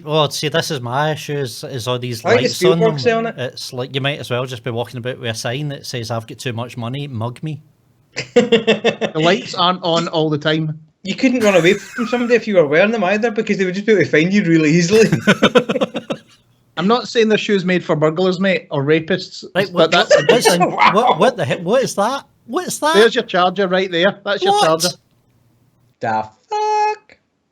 And she's pointing at it as if it's normal. That's not kinetic energy, motherfucker. That's DC. There's nothing normal about self-tying shoes. Normal doesn't count in this discussion. But the amount of energy that a shoe takes with impact, I mean, they could probably build in some kind of battery pack like you suggested. Their idea is worse than yours. Do you know, I kind of agree with you, and that's what I was thinking. I was like, surely they could have kind of come up with something that harvests the energy. Surely. Surely. Yes. With enough training. No. Nice. Thank you. Something Yeah. to fit with your jokes. What do you think? I'm laced up the back. Oh, here we go. You're my funny arch nemesis. Life is still of the party. Oh, here we go. Here we go. Your tongue in your cheek. Heel? I don't know. What? Oh, man. So yeah, I mean, I think my concern is I think these are going to come out and they're going to rip the arse out of the price. They're going to apple this shit. I reckon there's Apple. some severe money involved in this. Let me clarify then. Of course. What would you pay for those trainers? Assuming they're amazing trainers, they're like fantastic running shoe, kind of, they'll do you for the gym. Much would you spend comfortable in those trainers? Oh, it depends. Are they good shoes? That's what I'm saying. They're fantastic. They are. Give me K aside. They're No, no, no. fantastic running shoes. Say, for example, you went into like one of the kind of specialist running shops and they went, Yep. these are your perfect shoes. You're looking at 100 quid. 100 quid's your baseline. What would you pay over that 100 quid for those? Assuming that those are perfect trainers. I What reckon. functionality? I reckon they're going to come out for somewhere between 120, 150 quid. I would say you're looking more like 300. Really? That is definitely appling that shit right up there. But really, what it is that it's the... That's what I'm saying. I would pay for them. Yeah, Zane. I mean, Go fuck themselves. I'd tell them to go and jump. I'd tell them to make sure their shoes were well laced before they go and jump, but I'd tell them to go and jump. I mean, I'm presuming at this point it's proprietary in some way, in which case, you're going to be paying through the nose. Well, it's because it's got a bunch of technology in it that is proprietary. That's a given. Well, yeah. You take, for example, a pair of Nike Air Jordan Golds, like current state classics, are £179, and they've got no tech in them, and they're made by Nike, and they've got a slightly gaudy high top design on them. I do like them. It depends where they're going in terms of the kind of market. What's going to be the target audience? Is it going to be just purely based on the gimmicky side of things? In which case they can charge whatever the fuck they want. Yeah. Are they going to try and seriously have them as serious running shoes? In which case they can't do that. I think they can do both. Because you take the amount of people that bought an Apple Watch because, oh, that's a fantastic device. It's an amazing bit of kit and it does health monitoring. You didn't need an Apple Watch. You could have bought a 50 quid Fitbit Pulse or something. But you wanted that Apple Watch. That market will always buy. Plus, you know how posery the gym is? Yep. Your guys there going, look at my fucking lace up shoes. You'll be dudes in the gym who'll be doing squats, then stand up going, take my shoes off, put my shoes back on. Never did it before, but I'm fucking doing it now. Do you know what I mean? And that's what we're going to get. So it kind of sucks, but you know, it's what happens. I'm semi-interested in buying them, but I reckon it's going to price the sensibility or lack thereof is going to price me out of paying for them because I'll be grudge paying any more than what I've currently disclosed. My camera's freaked out, sorry. Yeah, he's gone. Look at that, you've just put him in a huff. Can you still hear me? I can Yeah, still hear absolutely. you. Yeah, no, my camera's acting funny. I was looking all green for a second there. Seem to be giving a thumbs up, so that's good. That's because you didn't carry out those instructions by Skype that were emailed to you. That is true. We're not going back into that. We are not going back into that. I'm very sorry, but that's not happening. Yeah, so the Nike shoes thing, I love the idea of it. And do you know what? See if it's a couple £100 spare, I would totally go, I want them for the gym. I'm not hardcore enough to want that kind of spend on trainers. I've got one pair of trainers I've had since I started the gym, and I think I spent 60 quid on them, and I've had them for 3 years. And I'm still fat, but whatever. Well, I've got proper running shoes. My last pair of Asics running shoes, they were 105. So that's why that's my kind of That's some big feet. Ladies. No. Elephants. So that's my starting point for a pair of actual good running shoes. So yeah, I'd spend another, I don't know, 40 quid or something for a wee gimmicky thing like that, because I reckon it will be cool. You know me, I'm always on the lookout for making life simpler and taking life's shitty things out of the way. So hey, I'm back. Sweet. nicely restored. You've for some reason your involvement in video chat affects my framing as well. Yeah, it kind of slides over the side because Zane can only do so much with this horrible setup. just tries to push you out of there. As far as I'm concerned, the shoes were the last of the things I wanted out of this movie. It's You wanting Jaws 9 or whatever it was? it's like, where the hell's my flying car? Where the hell's my hoverboard? Where the hell's Done. Where the hell's my incestuously hot mother? Oh, never mind. Oedipus, that's a good film. Yeah, so that's what that is. So we've spoken way too long about Nike trainers. So if they're a reasonable price, let's say they're 80 quid, for example, which they're obviously not going to be. So taking price out of them, are we interested in buying a pair? I am in the market for a new pair of trainers anyway. If they were reasonable, if they were, as you say, if they're in the 150 mark, I'd probably buy them because I love new Gage. I just do. I'm the guy that bought the fucking Leap Motion. I'm the guy that bought the. Did you just say Gage? I did say Gage. I'm the guy that says Gage. That's what you need I love to know. Gage. Ladies. A Gage badge, right? But no, I bought the Leap Motion when it came, the week it came out. I bought the first Connect when it came out. I like trying new things, and I like being an early adopter, and I always accept that early adopting means things generally suck when you first get them. And I would buy these if they were about 150, yeah, okay, but anything more than that, yeah, I'm the same as you, D. I would throw it in the bin. What I would do is I'd probably paint up a pair of LA gear to look like that for 18 quid out of, some shop for children with tiny feet, like I have. Yeah, he's in the chat room is saying that they would be surprised if Apple released their own shoes. You could argue that's potentially overdue. I mean, that seems like an obvious addition if they were going to go more into the clotheswear type of stuff. Mm-hmm. That would give you the kind of almost the complete set at that point with your trainers tying into your watch. Do you know what? I'm actually waiting on another player coming into a lot of these kind of things. So Apple could probably extend on any lifestyle product they want and succeed to most degrees. Because Johnny I is going to turn up and speak for 14 minutes about fucking titanium. Yeah. But what I do, it's actually something you peaked earlier on when Zane. When you go, sorry. So yeah, I was going to say they'll go into any environment they want to, buy out all the competition, appropriate everything that the competition has done, and then call it innovation. Innovation.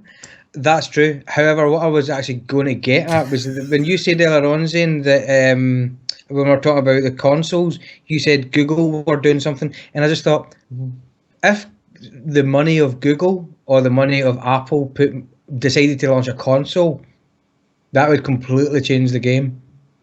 Be interesting to see. I just thinking about that there, just kind of came to my mind as one of those, what do you call them, thoughts. Oh no, absolutely. I mean, it did before. It was who's going to win, Sega or Nintendo, and it's like, what the fuck is this weird Sony machine? And why the hell Microsoft here after the fact? What a Sony PlayStation? What the fuck is that? And and now Microsoft and Microsoft and Sony are the two biggest out there, and you could argue almost the only two out there. Yeah, Nintendo's still about, but They're bringing out a controller stick that you can break into pieces. One part you can eat, and the other part you can play on. Yeah. Although, I mean, if you think advertising on your Xbox is bad just now, can you imagine a Google operated console? Like, my fucking god. It'll actually just rent your thumbs out to other people. But yeah, it'd be interesting because I was surprised. Obviously, we thought Valve were going to kick in with this whole Steam thing, but their open source model doesn't really live the same kind of life. So interesting. Okay, moving forward. I suppose in the same vein, fitness trackers might not work. Yeah. So this was an article I was reading earlier on about an hour and 15 minutes ago, to be precise. That was a study done about, so somebody wanted to see whether or not the likes of your Fitbit and all that kind of stuff actually kind of worked. And from the study that they kind of did, I can't remember how many users were involved right enough, but basically they found that people who were wearing the fitness trackers actually, on average, lost a notable amount less than their counterparts who didn't use a fitness tracker. Was that because they were eating the fitness trackers? I don't know if they were eating fitness trackers. If that's the case, then they've drastically picked the wrong people to take part in any project of sorts. These kind of things always sound like they're pre-painted, don't they? These kind of things. There are, but I mean, kind of, it's interesting to kind of, if what they've done is they've not kind of fathomed was the word that they used, or kind of worked out or explained the actual results. Submariners. But what they're kind of looking at is whether or not people are just wearing them that makes them think they're kind of losing weight, whether or not people wearing them are just using them as a kind of, oh, look at me, I'm kind of dieting, I'm keeping fit, whether or not it's just another kind of, I suppose, fashionable item to wear. There's a couple of suggestions in terms of if you're looking at it, and I've never owned one that kind of properly tracks that kind of thing, but I've seen them where it says, all right, you've walked 10, 20,000 steps today, and you think, well, that's well above what I need to have lost or burned up 1,000 calories. I can now eat a Mars bar and treat myself. So there's this kind of counter thing where it's like, well, I've done all that exercise, so therefore I can kind of eat this shit because I'm now entitled to it. Yeah. There's also the fact that because you're constantly monitoring everything, that it actually, because you're not seeing the, so if you, I don't know, say for example, you weigh yourself once a week or something, and at the end of the week you've lost 3 pounds. If you're currently constantly monitoring and looking at things, then the weight loss isn't as drastic, so it doesn't hit you as a kind of dramatic result, and therefore people can get down about the fact that, oh, I put all that effort in and I haven't lost any weight in the past half an hour. So when I just heard get down, I'm like, these people are so like upset, they just dance. Dance it off. The best way of losing weight is disco, baby. You said it. So yeah, there's a couple of suggestions, but they haven't published actual kind of what they believe the kind of reasonings to be yet. It's all just theories, but there you go. Awesome. See, that was pretty much me. See, the whole kind of scenario of like having the watch. It was when the Google smartwatch for me, and actually the Pebble before that. I had both. It tracks your steps and all the rest of it. And the it was Pebble that actually made of pebbles. Do you know that? Yeah, and it was that thing where you go, awesome, I've walked like 500 steps. It's like I can actually have that Krispy Kreme. I actually found it was easier just to get rid of the watch and just go straight to step 2. Like, fuck the watch. Without the watch, I can afford more Krispy Kreme. Aye. And I think that's the thing. I think at the end of the day, what this study is going to find is that people who want to exercise, and people who don't. And it doesn't matter if they're wearing a fucking elephant on their wrist. Like, it's, yeah. A tool which aids you but doesn't actually do the work for you. Well, exactly. Yeah. Well, surprise, aid you but not do the work for you. Yes. I think that's what your study's going to find out of all of this. The study's going to find out the fact that shit is real. Yeah. No, I've got a Microsoft Band, first gen one, and I love that wee guy bits. And I don't go, oh, I've done this amount of steps. It's just good for kind of general kind of measurement. And actually, in fact, the main reason I use it is run about the house. I can just change the music on my multi-room, going, Rusty, please. Yes, I want more Aqua. I would like some Wickfield. I would very much like some ABBA. And just press the buttons. It's fantastic. However, I go to the gym. and then I generally look at the machine, and the machine tells me what I've managed to do. That's great. But yeah, you're exactly right. If you're going to do it, you're going to do it. If not, you're fucking, that's it. That's what it is. Completely. Pretty much. But yeah. Yeah. Yes, I do actually think there's something in the whole thing as well, like going, oh my god, I've not done anywhere near as much as I should have today, according to my watch. I am going to get so depressed, I'm going to go out and buy a bag of chips.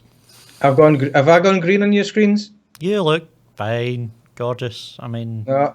I don't know. For fuck's sake. Anyway, continue. We can talk. It's fine. Okay, I guess we're done. I look like a hobo version of James Gunn there. That's weird. I guess we're done with the Fitbits. Yeah, the Fitbits are so not important that my camera just left. Cool. So moving forward, shall we get into movie country? I mean, we could, but I really want. I need to hear this story. So we have one line in our show notes, which is, "Don't plug USB sticks you find into your letterbox." Yeah, this is some. I'm going to start up Don't plug things into your letterbox. I misread that totally. That was well done. What fucking house have you got? This is a man who proclaims to read fucking books at the beginning of this podcast.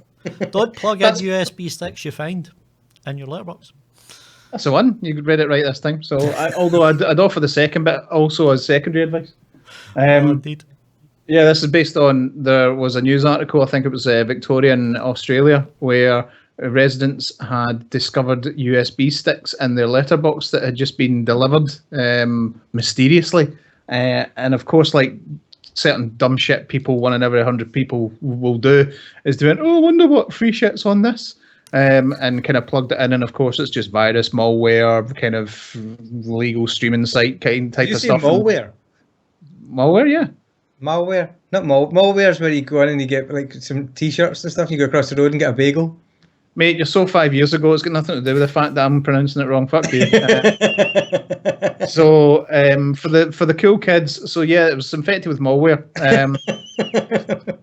And so yeah, they've kind of had to put out a notice to residents saying stop being a dick, basically. And who's putting these notices out, D? Sorry.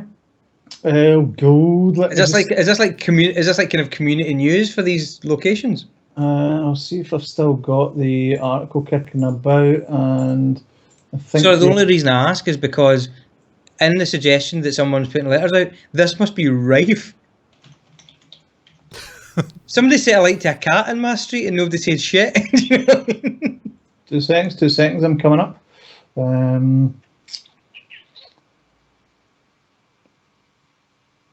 Feel free to talk amongst yourselves. Yeah, I mean, I think the one thing that concerns me with that whole idea of combating it is the amount of junk mail that you get through your door. It's like, I would probably be more likely to pick up the USB stick and go, I wonder what this, and put it in the machine than I'm fucking to read the pamphlet that comes through my door saying, whatever you do, don't put this USB stick into your computer. That is true. It's like, probably wouldn't even read that in the my first Avon place. catalogue in the bin, for Christ's sake. I'll tell you what's funny, actually. The police is the answer. I've got the ultimate sandbox for in this kind of malware stuff. I've got this really amazing device. You can plug anything into it. No code will run. It'll let you interrogate it. It'll let you kind of open things up, and you can look around them and you can interrogate them, but it will never run any code. It's called a Surface, the original one, the Surface RT. So it doesn't run Windows code, so you can put virus stuff on it and go, I think it's a virus, and it can't do anything in your machine. So if anybody wants to send me some free USB sticks, I'll happily format the fuck out of them. Indeed. Peace. But yeah, I mean, if you get have any of you guys ever been to any like conferences or any of that kind of thing where they hand out free USB sticks? Yeah. Yes. Have you ever noticed what they put on them?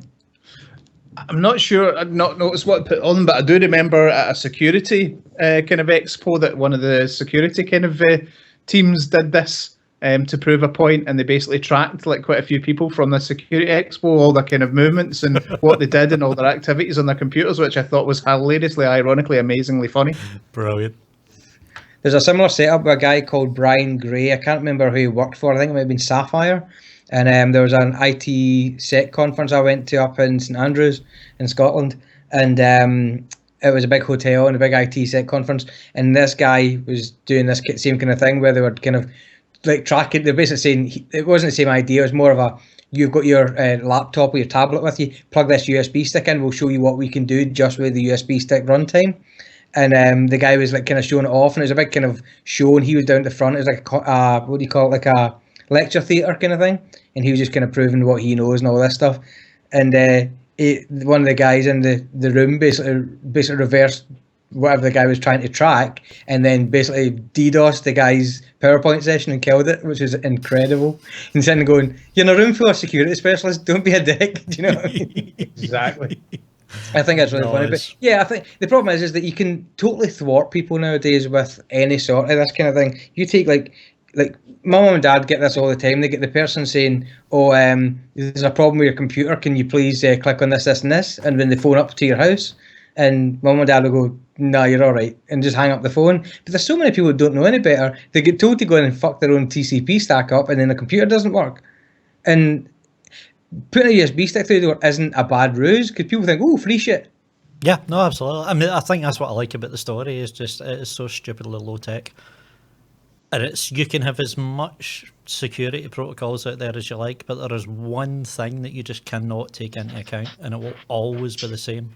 No matter how many factors of authentication you have, it's like you will never be able to outrule human stupidity.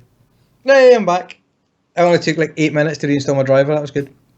Whether it's stupidity or naivety, it's like, yeah, they're going to get you because you're dumb. Well, it's not even dumb. It's playing on greed, which is a bigger weapon. Yeah. People love free shit, and don't get me wrong, I love my free shit too. But yeah, it's like so many things. I mean, I probably get, because I've got like 12 domains that I've got registered for different purposes. Most of them for peddling porn. But the whole thing is that the whole debacle is that everybody just leeches onto your new domains and says, "Oh, here's your crap, here's this junk, here's that junk." You have to filter it out. But I probably get 7 or 8 emails a week from FedEx, and often it comes directly from their Fed domain, which means they get fucking owned at their mail server side probably 3-4 times a week.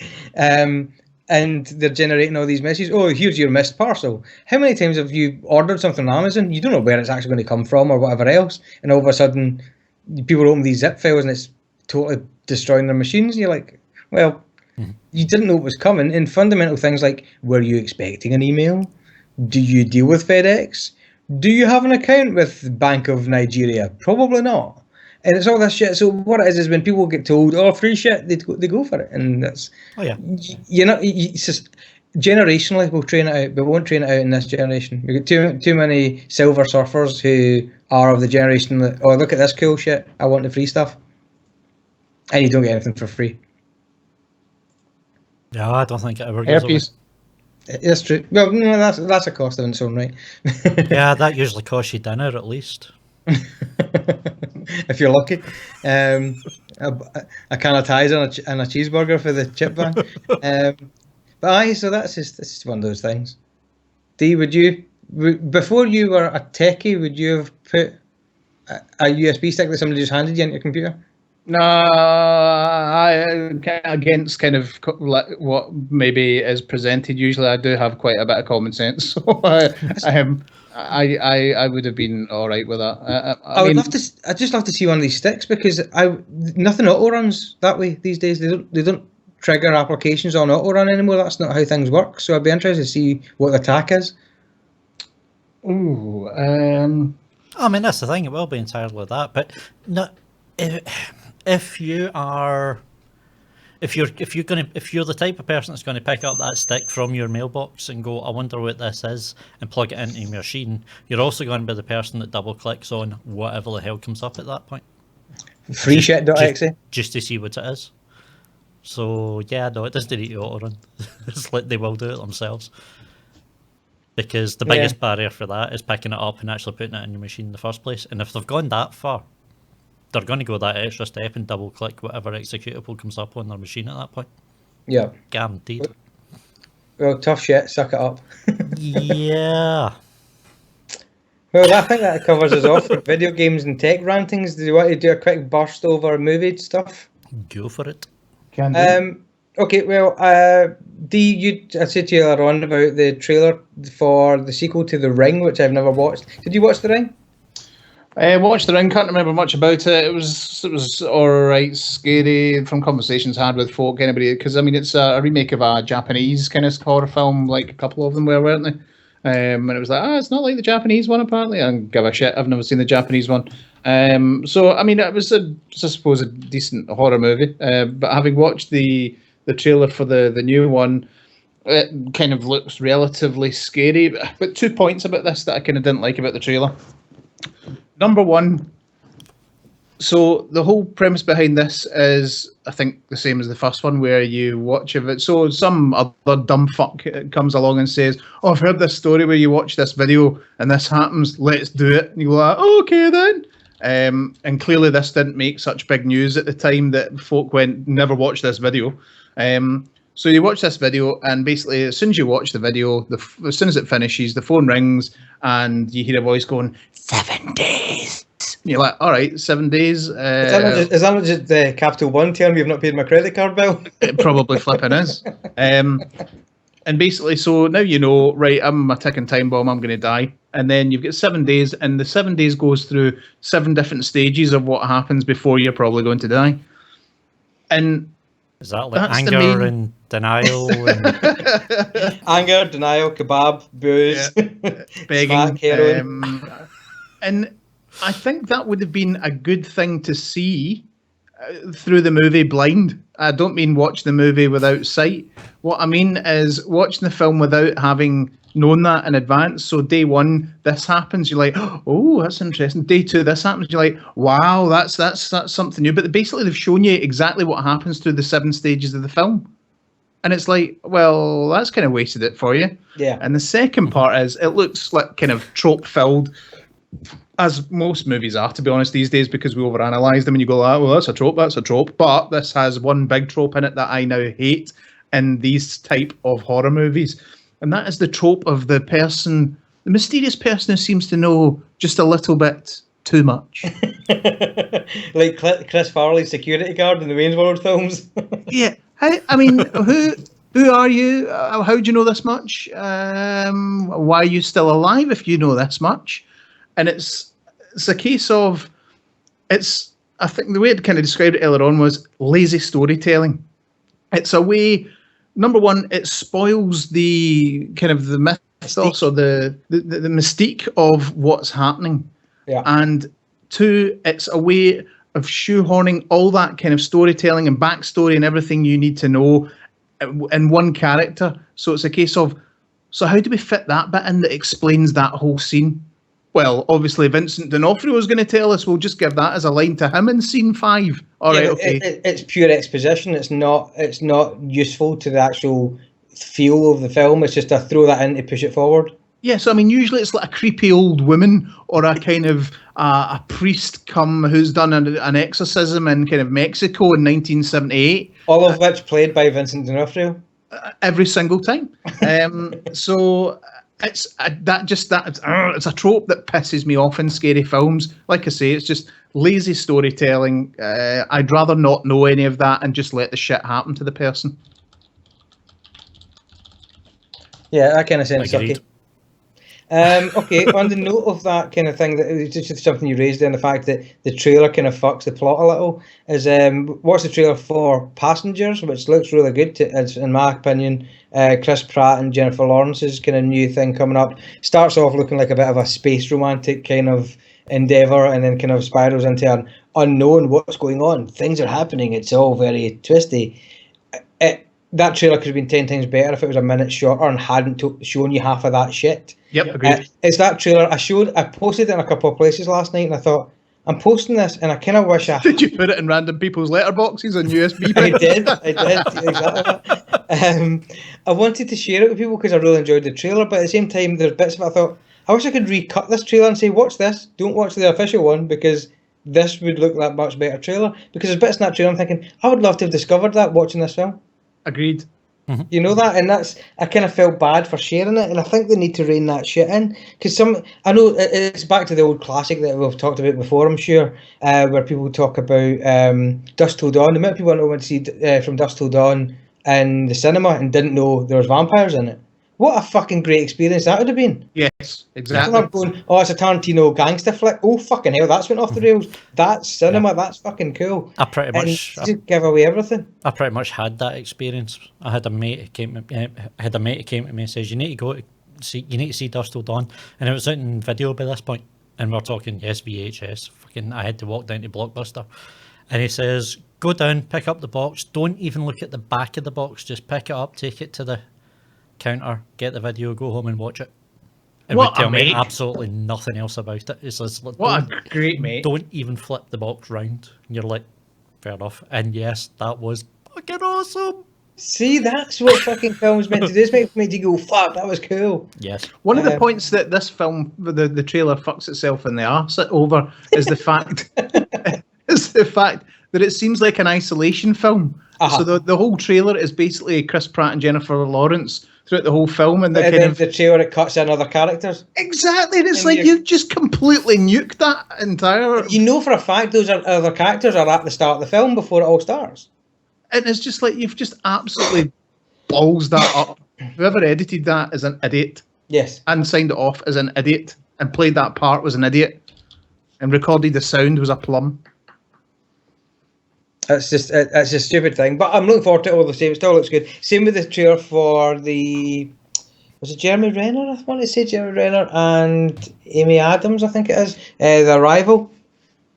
It's based on a short story, and it's about aliens arriving. She's like a linguistics expert, and they decide because of her studies and her kind of expertise that she could probably communicate with them, and they put her in. And the trailer looks really good. It's one of those, there's a big alien monolith appeared and now we've got to communicate with it. That's a great pretense for any film, just because the thing that makes you want to see it is the amount of unknowns it presents. But then it starts doing all this kind of like big Michael Bay bass noises, boom, and then all this shit happens. You're kind of going, you could have just left it as she walks into the ship and then there's the end of your trailer. Yes. Now what happens? Go and see it and to find out. And that would be so intriguing, and that would pull you to the cinema. Completely. I think it was James Gunn. I was just mentioning him earlier on. James Gunn, the director of Guardians of the Galaxy. He's a big he's been pushing this for ages, trying to get cut down trailers where it's the essence of the film as the director wants you to feel about it before you even see it. And I think that would be the best rescue of cinema in a long time, because I mean, even like I love like the Weekly Planet podcast, great podcast, but the main presenter, I think it's James, is the Mr. Sunday Movies on YouTube, and he does all his analytical breakdowns of the trailers, which is kind of interesting in a geek sense. And he'll even say it himself. He says it's interesting to do because people love it, but he's like, I just think trailers are too much these days. Interesting coming from a guy who's most of his income coming from debunking trailers. That guy farted in frame 5. That must be something to do with this character. So yeah, bit weird, but yeah, I'm looking forward to seeing it all the same. Also read that we have Robin Hood Origins is getting made. Does anybody give a fuck? Yeah, what? Nope. Who cares? Well, I mean, We know like, Robin Hood's origins. He's a bellhop. That's it. but I mean, has there been any version of Robin Hood so far that hasn't been an origin story? No, What absolutely not. What is there to be told? Like, And what more do you want than Mary Elizabeth Master Antonio and Kevin Costner? Fuck off. That's it done. I'm happy with that. I saw that in the cinema as a child. I'd have been 8 when that came out. yeah, I mean, best sheriff of Nottingham you will ever see ever. You're damn right, I mean, Mr. Pop. that just souls that one completely. Is Rick, am I right in thinking, maybe my memory not serving me, is Rickman not got like a loose Jerry curl in that film? Yes, aye, pretty much. Amazing. Yes. Any I movie, think it's actually just a weave. any movie where Rickman has a line "Christmas is cancelled" is automatically 10 out of 10. That's just it's up there. Okay, so moving forward, we've also got more ludicrous nonsense. Necromancy. How do you feel about necromancy? Is everybody good fans of it? You know, That turnaround was phenomenal. The folding with the arms. Okay, so to give this some actual context, there are rumours and reports, whether they're fully founded or not, we don't know. I wouldn't put it past that they're talking about bringing back Paul Walker's character, Brian O'Connor, worst shit character name ever, back to the Fast and Furious franchise, which insinuates that they're going to do a fucking 9th, which is the first piece of news that nobody needs. No amount of Gal Gadot makes these films right. I'm sorry, but it just doesn't. But they want to do it and bring him back as a character, as himself, face mapped on another actor. Do we need that? I mean, Is it not supposed to be his brother? Yeah, but they're going to face map Paul Walker as the talk. Because his brother looks they similar. want to get his brother in to do it. Yeah. The apparently they've got the family's blessing. what? Zane's face has said it all. Wait, what? Yep. Sorry, this part I didn't know. His own brother Yep. is going to stand in for him while they digitally put his dead brother's face on his. Exactly. They're going to give him a bit of makeup. Aye. Aye. Well, I mean, I presume they're going to pay him well for it because, really, yeah. Well, his brother looks frighteningly like him. Actually, his brother looks like a cross between him and I don't know, a boat. I'll post a link to you guys. Actually, I'll post it on. I don't know. I'll post it to you guys in the Facebook. Well, he's going to look more like Paul Walker than Paul Walker does just now, I suppose. Oh shit, that's cold. I'm just gonna post you guys a link if any of you guys want to feed that shit to the internet. So you can do. It is a horrific Google search link, so I apologise for the length. Yeah, I mean, between what they've done with Ant-Man and more recently in Civil War, they've got the technology. Like, that's fantastic. We know they can do it. Absolutely, no bother at all. But As a you're Fast and just Furious film, really need it. really, it's like, and that's the thing. It's like, I mean, if the films were taking a dive and they're like, okay, we really need some sort of stunt to kind of get this in the headlines and whatever, then fair enough. But Yeah, just like, they're printing money with these films. yeah. Well, that's my issue, because the only thing that's behind this can be money. Oh, aye. So, from a moralistic point of view, I just don't see it. The only way that they've got the family's blessing is because, look, this if we do another film, it's going to be 750 million, and we'll give you 50 million. Aye. Yep. All right, then you certainly have our blessing. Yes, aye. No, that's pretty much it. The family's okay with it as they roll about in the bed sheets full of crisp freaking $100 nuts. It's. I thought you said crisp $100 nuts. I went, that's a I mean, nuts. yeah, but you just go. Here's the thing: why don't you just be a wee bit more creative about your writing? Not even that much more creative. How about you hire his brother to play maybe? Oh, I don't know, his brother. Like, I don't. Why? I don't know why I don't know why. I absolutely agree. They should do that. Yeah. They should do something else. Aye. It's Just be done with it. I mean, give the fuck up. I know we've got the technology to do this now, but Aye. like you say, be more creative. I don't see. I don't know why this story. I was just sitting giggling at. I had no problem with it whatsoever until you told me it was his brother that he's put his dead brother's face on. For some reason, that just struck a nerve. I'm just like, what the fuck are you thinking? Why? It is particularly, it's particularly macabre. And the thing is, I'm Stop sure, clicking on right? shit. Oh, fuck's sake, hold on. I'm sure that, in actual fact, they could easily turn around and say, bring his brother in as Brian O'Connor's brother. That's exactly what we're saying. Aye, Just stop fucking about. Aye, it Yeah. completely makes sense. You're Sorry, doing a I got- Darryl I got- and ignoring exactly what we've just said for the past couple of minutes. And I got then coming up with it distracted. as I if got it's your distracted idea. by, no, my camera was already acting weird. I got distracted. Fuck Although I off. don't know who that person is that I just named. Who? Although I don't know who that person was I just named. Zane, what time stamp you love? Indeed. So I just Did you use my name or his name? why? Nobody's name sharp. Shut up, Tony Smith. Ooh. Yeah, why? That's all I've got. Just why? Agreed. So from one ludicrous thing to another, do you know how I love my shark movies? Oh, here we go again. Yeah, yes, we know how you love your shark movies. And contrary to popular belief, I don't love Sharknado. Sharknado's a You pure... call yourself a shark movie aficionado and you don't love Sharknado? It's terrible. Holy shit. The only What good about- thing about Sharknado is when the sharks attack people inside a house that is on the top of a hill that somehow is flooded upstairs. That's the only good thing about Sharknado, and the imminent death of Tara Reid in film. Okay. Yeah, Anyway, I believe is the next word for that one. The Shallows. I watched The Shallows this week with Blake Lively Yeah. doing some surfage. She's got a supporting character in it, actually, who's the guy that played... Oh, what's his name now? The guy that was a sniper in The Losers. No idea. Spanish guy, do you remember?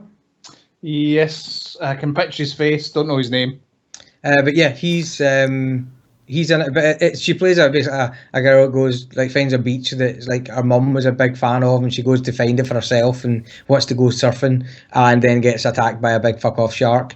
Good CGI, bloody good nonsense. I just really enjoyed it. It's got all the tropes of a good shark film. It's got like tension. It's got kind of sharks, obviously.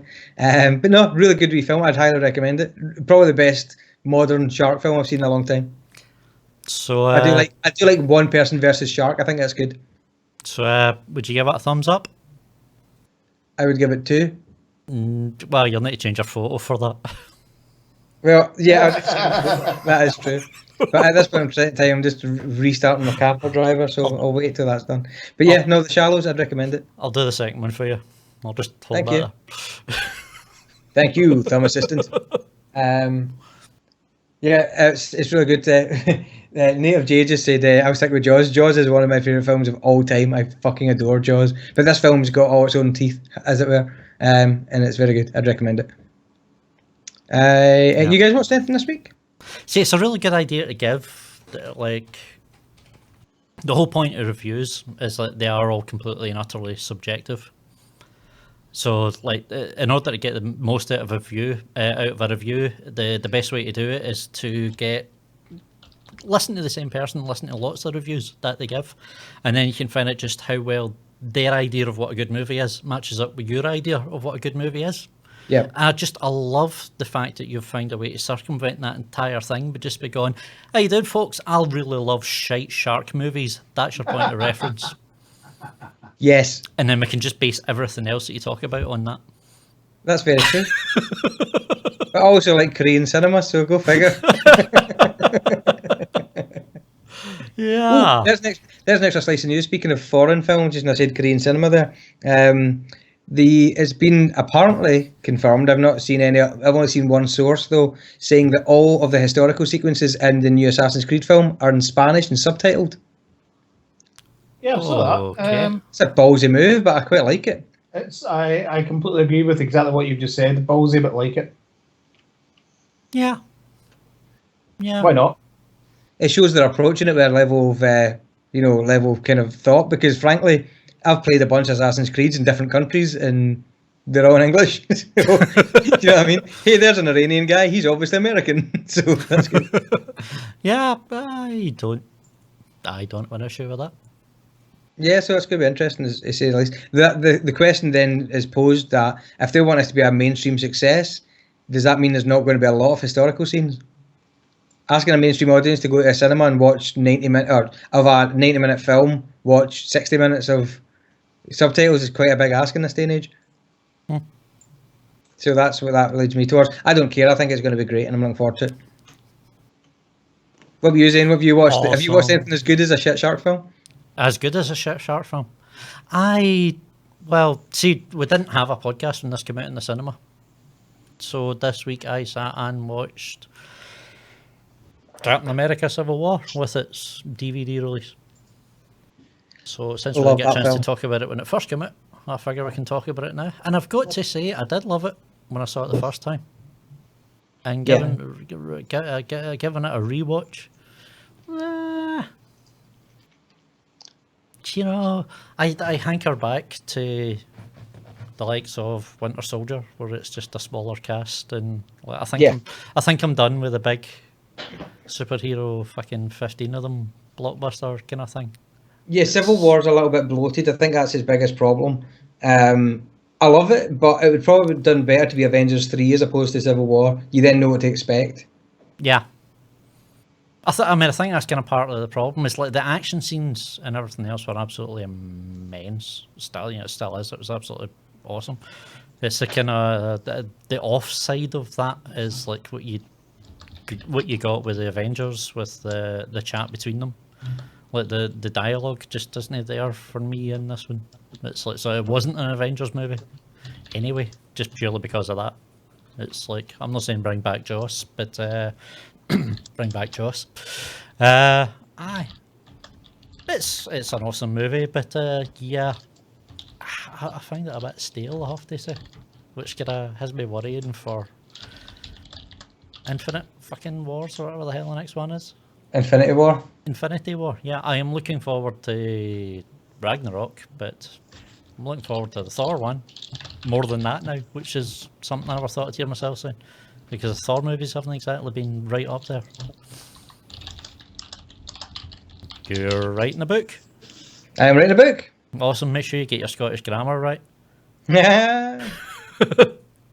Aye, so... No, as Zarak just said, I was talking about asking the guys in the chat if they have seen Bait. It's an Aussie film, low-budget Aussie film, where a tsunami occurs and floods like a shopping mall where these guys are working, and sharks get in the mall, which sounds ludicrous and stupid, and as Zarak rightly said, sounds like a film in sci-fi, but it's actually pretty well handled, and it's... Did we watch that? Did you watch it? Did we? Which one was that? This is the sharks in the supermarket shopping mall situation. That rings a bell, but It was really good fun, and it was really, it was completely ludicrous, of course it was, but it was really good fun, and it wasn't like Sharknado or the sharks flying at you from everywhere and murdering everybody. There was a couple of violent ass sharks in it, but some really good tension, some really good like use of the environment, and a really original idea as well in that respect. I really enjoyed Bait. The worst thing about Bait is actually the first 3 minutes where somebody gets eaten in the ocean and the shark coming out of the water looks totally bollocks. But after that, if you sit through it, it's a really strong wee film, and I would recommend it highly. Yeah, it was Bait. Definitely was. I do remember watching that now. For some reason, I had in my head that was a scene out of one of the Sharknado films, but no, I remember watching it. It's nowhere near as ludicrous. That, as I say, I don't know if it's on Netflix. It might be, but just get it anyway because it's a bloody good little film. I enjoyed it. I think it's kind of like the shark equivalent of Tremors in a way. It's that kind of, it's stupid, it's a guilty pleasure, but it's still pretty decent as well. It's good fun and it's got its charm, but it's not ultimately shit. It's actually ultimately quite good, but the whole fundamental concept is stupid. So yeah, I would highly recommend Bait. I'm a big fan of it. Yeah, really good fun. Yeah, so that's obviously all about the sharks. But back to Captain America. Did you watch Civil War? I did watch Civil War. Thoughts? I liked it. I think it was very good, and I thoroughly enjoyed it. I didn't go overboard like a lot of people have with regards to it. So, but it was good, but I didn't think it was amazing. Did anybody have any thoughts for or against Tom Holland's Spider-Man? Yeah, it worked for me, but yeah, kind of worked for me. I liked it. Just seemed a bit, I don't know, more cheeky, lively, I suppose, more naive. It was a different take on the character. I mean, yeah. I'm behind in watching Superman because I don't particularly, I'm not invested in the character as such. So the last one I watched would have featured Tobey Maguire. So that's my kind of reference point. Have you not seen the Amazing Spider-Man by Andy Garfield? No. The first one, I really like. The first one's really strong. Yeah. Second one, not so much. But Andy Garfield's a fantastic Spider-Man. I was a bit gutted when they wrote him out, to be honest. Although I think Tom Holland's a good call. I really liked Andy Garfield as Spider-Man because it was a proper, more comic book kind of pithy, kind of can stand up for himself, not this weedy wee guy that's about to die of anemia. So, that's what I was going to say about Maguire. It was just this kind of mopey kid that I really didn't give that much emo man. Yeah, I didn't give a shit about, to be honest. So, so to jump from that to this guy, who is it that plays him now? Then in this this new one is Tom Holland. Tom Holland, all right. I believe Tom Holland was he Billy Elliot in the Broadway shows? I believe is where he came from. I don't know. I don't kind of traverse in those circles, mate. But, fair enough. But just I give him a little extra bit of information, whatever. You know, fuck you. But yeah, no. No, I think Tom Holland's going to do a great job. I would recommend. I wouldn't so much recommend. Well, watch both Amazing Spider-Man films just to kind of put the I bookends was going to together. say I'm getting mixed signals here. No. I would recommend. I wouldn't recommend. No. Watch both just to bookend them. The second one's pretty. It's got a couple of bits that are a bit too grindy, but I really enjoyed the first one, and as I say, really like Andy Garfield as Spider-Man. So give that a wee watch. Native J saying Toby is the only Spider-Man to me. You can't say that after Spider-Man 3. That was a fucking disgrace. I'm not standing for that. Yeah. But no, seriously. Peter Parker gyrating down the street to the Bee Gees. Yeah, there's no. That's I mean, faux pas of destiny. Just no. Yes. Fucking no. Couldn't agree more. Yeah, Zarek just confirmed. Yeah, that was he did. Tom Holland played Billy Elliot on stage in London. So there you go. But yeah, Tom Holland's going to be a really good addition to that. What I would like to kind of put out here, I don't know about you guys, I love Robert Downey Jr. I think he is the perfect Tony Stark. I think for the longevity of the series, I think they should probably kill Tony Stark in this instance. And only because they've gone so far, they've faked us out how many people have been faked out dead in these films. What are they going to do? Bring back his brother, Frank Stark? No, well, in comic land, though, they replace the characters all the time. I mean, in the comics at the moment, the current Iron Man is an African-American girl, and she's like 19.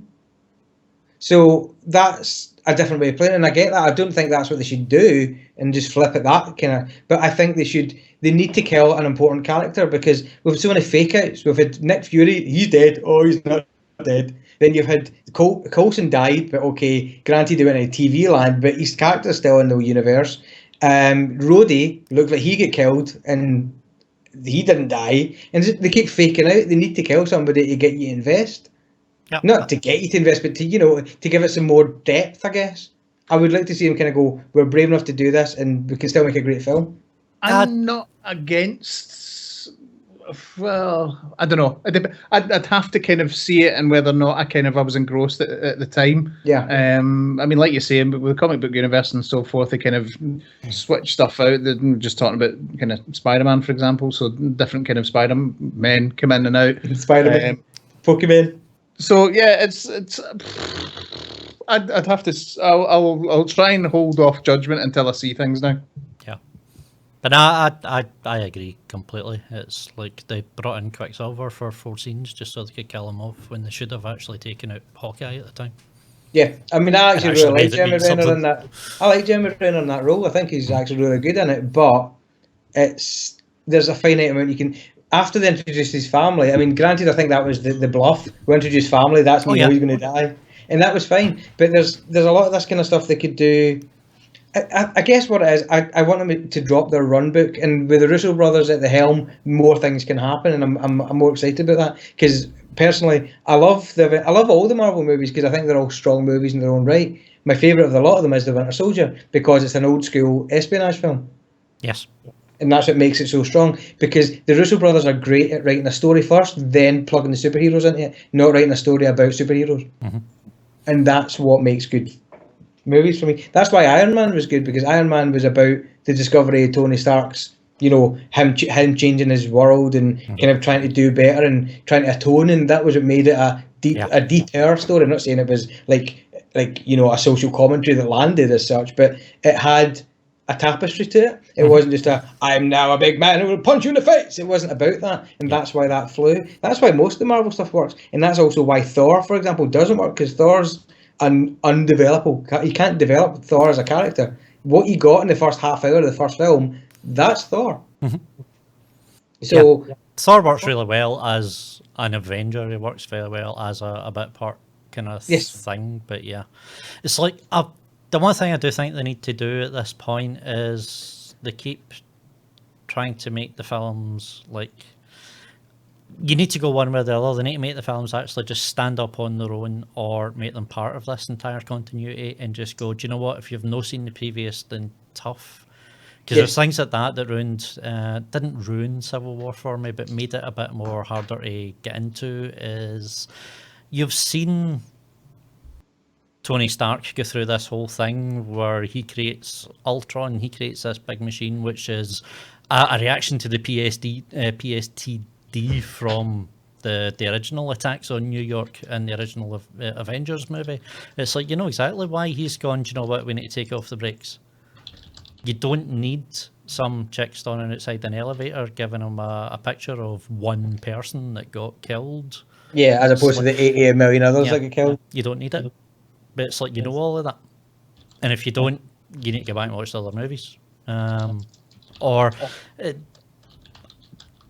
Captain America's the exact same thing. It's like you've seen how S.H.I.E.L.D. get taken out from the inside by Hydra. You can see exactly why he doesn't trust big government operations or big corporate operations, because he's already seen how they can be taken down and how they can be infiltrated and how you've got to think for yourself.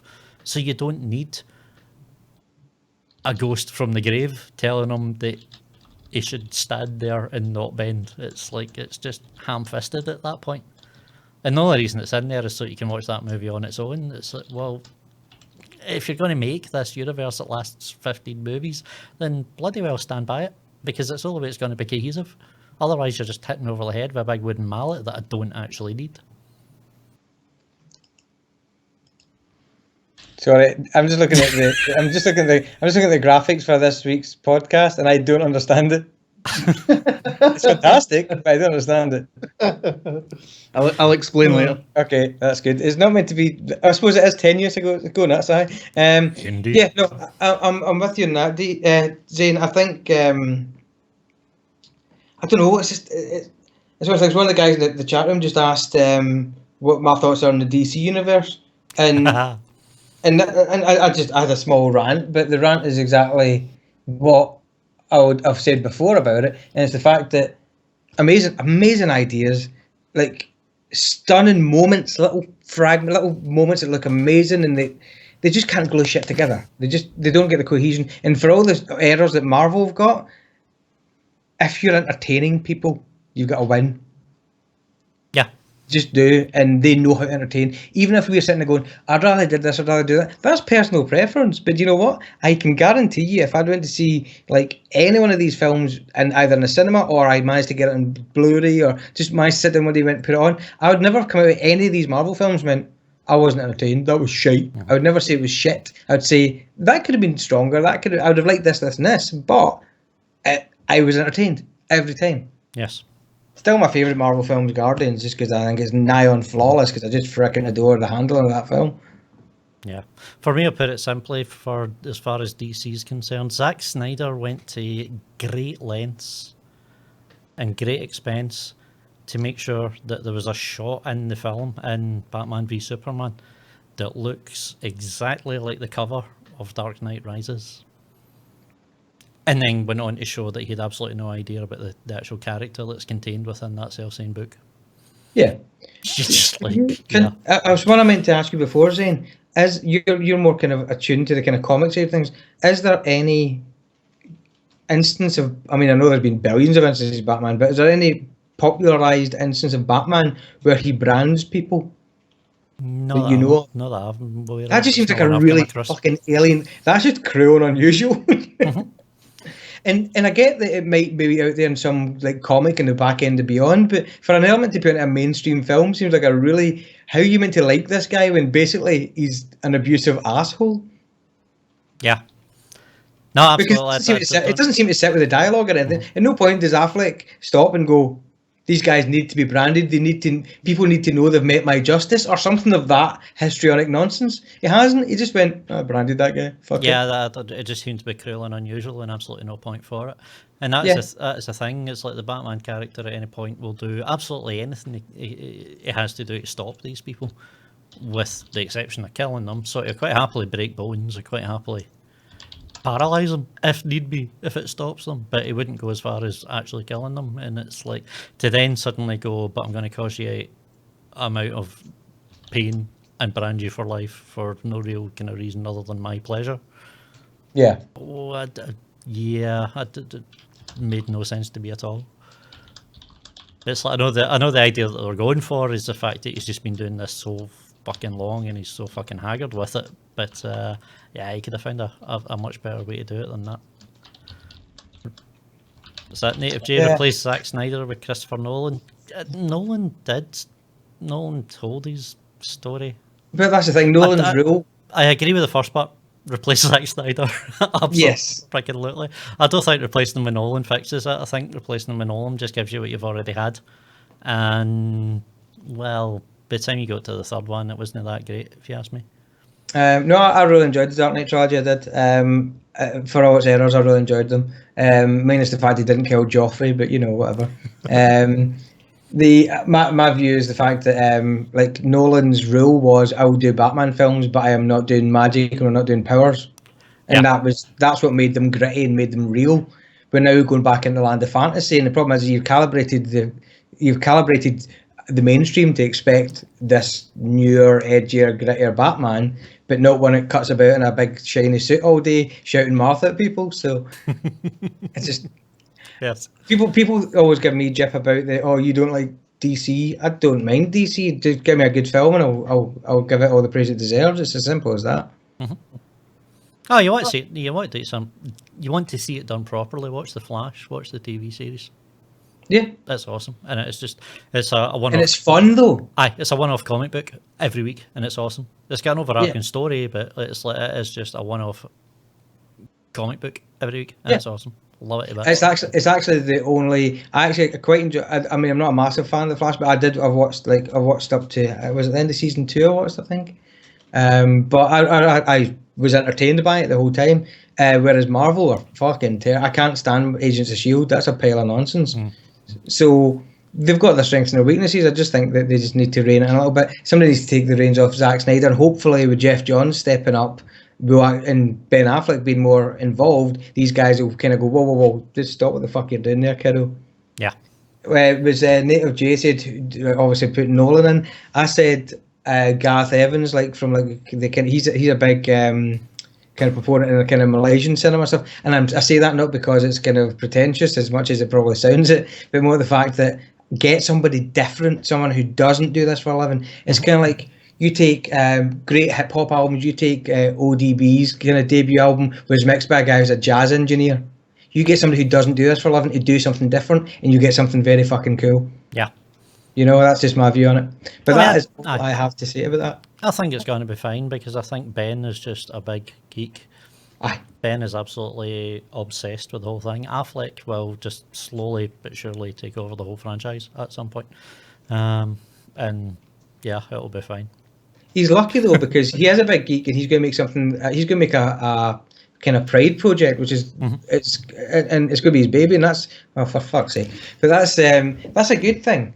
However, that said, he's lucky because even if he does something mediocre, it's see, the bar's pretty fucking low. He's not got far to fall. It's like he would need to really fucking drop the ball in order to screw it up compared to where it is. Although you've got a few before that. Justice League might raise a bar a bit. Wonder Woman might raise the bar a bit. So I think the biggest problem that we're going to have now, if you look at the Justice League trailer, it's quite light-hearted in quite a lot of places. Yeah. In the sense that, and the only problem with that isn't that it's a problem, it's the fact that it's so jarring in comparison to Batman vs Superman. Mm-hmm. It's like, oh, cool, look at this, I'm driving down the road. Oh, wait a minute, I'm in a field. It's such a change in direction. So, I mean, you go from Batman never cracking a smile to smirking 5 times in a 30-second trailer. Yeah, so I don't know. You get over that quite quickly. It's like, okay, the Hulk movie wasn't exactly critically acclaimed, but it's quite dark, it's quite brooding. And then you compare that to Iron Man, which is it's very Downey Jr., frankly. And then compare it to Winter Soldier, which is just a spy movie and quite a straight spy movie. Compare it to Adventures, which is a very quirky Jossathon. It's like you can tie all these movies together and they don't need to all be the same film. They don't need to all have the same feel. I completely agree with that. I don't think that's going to be a problem. No, I agree with that. I think it's just because of the absolute depths of despair that Batman vs Superman put you in. It put you into there are no. You could watch that entire film. Yeah. And I don't think there's anything that can make you laugh in that film at all. Oh, I tell a lie. I thought she was with you as the joke in the film.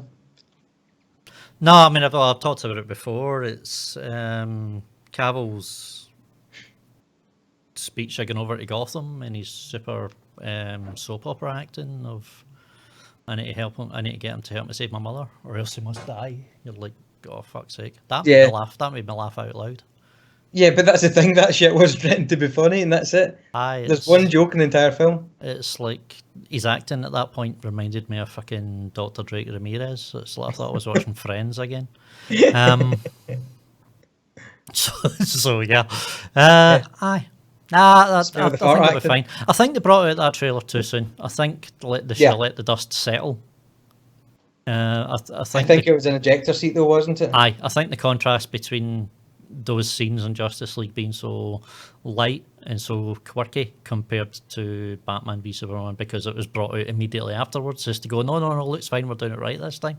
So if they let the dust settle for a bit and the contrast wouldn't have been quite as apparent, it would probably have went in a lot better. Yeah, I completely agree. I think it's just that you got that level of bleak and then show people kind of smile, happy-go-lucky. You're kind of going, doesn't fit. Yeah. And as you said, if you'd left some more time between it, you'd have forgotten that bleakness. Mm-hmm. But yeah, so yeah, that's my view about it. Somehow we always end up on this topic, don't we? So shall we wrap it there, gentlemen? Indeed. Let's get the hell out of here. Last thing I was just a quick thing I was going to kind of talk about was went to see Sausage Party this week. Oh, was it good? It was. It could have been. It was one of those films where it could have been good, but there was just something lacking. Yeah, and I'm not 100% sure I know what it was.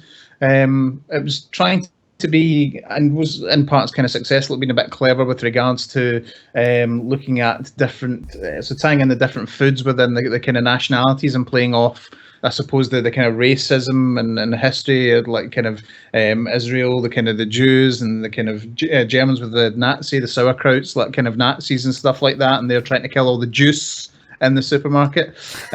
So lots of kind of things like that, which was quite funny and good context, but there was just something lacking from it.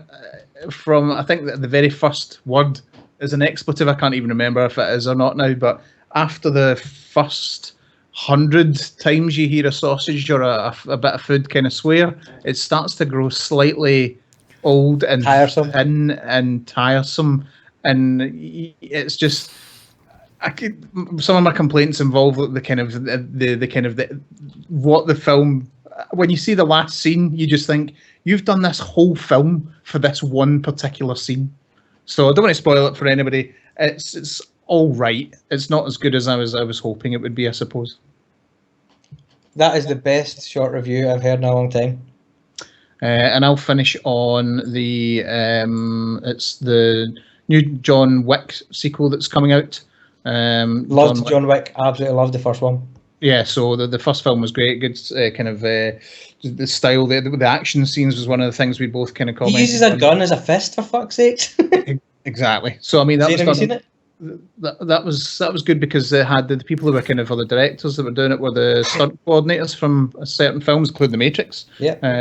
So it's the same team apparently back to do the second one, and what they've come out with this week is just the kind of the first poster for it, basically, which is just your man looking kind of sharp and dapper holding a gun. So more of the same, I think, is basically what that's suggesting to me. So now I'm just wondering why we've got a meat face on. It can't be an in-joke. We shall discuss later. Okay, fair enough. Zane, that's why I've had to shoehorn this in before you say goodbye, just to make that make sense. Okay, Zane, did you watch John Wick? Remember this picture? No. And now I'm just trying to work out how the hell you fist someone with a gun. Oh no, just watch John Wick. I presume you warm the gun up first. Yes.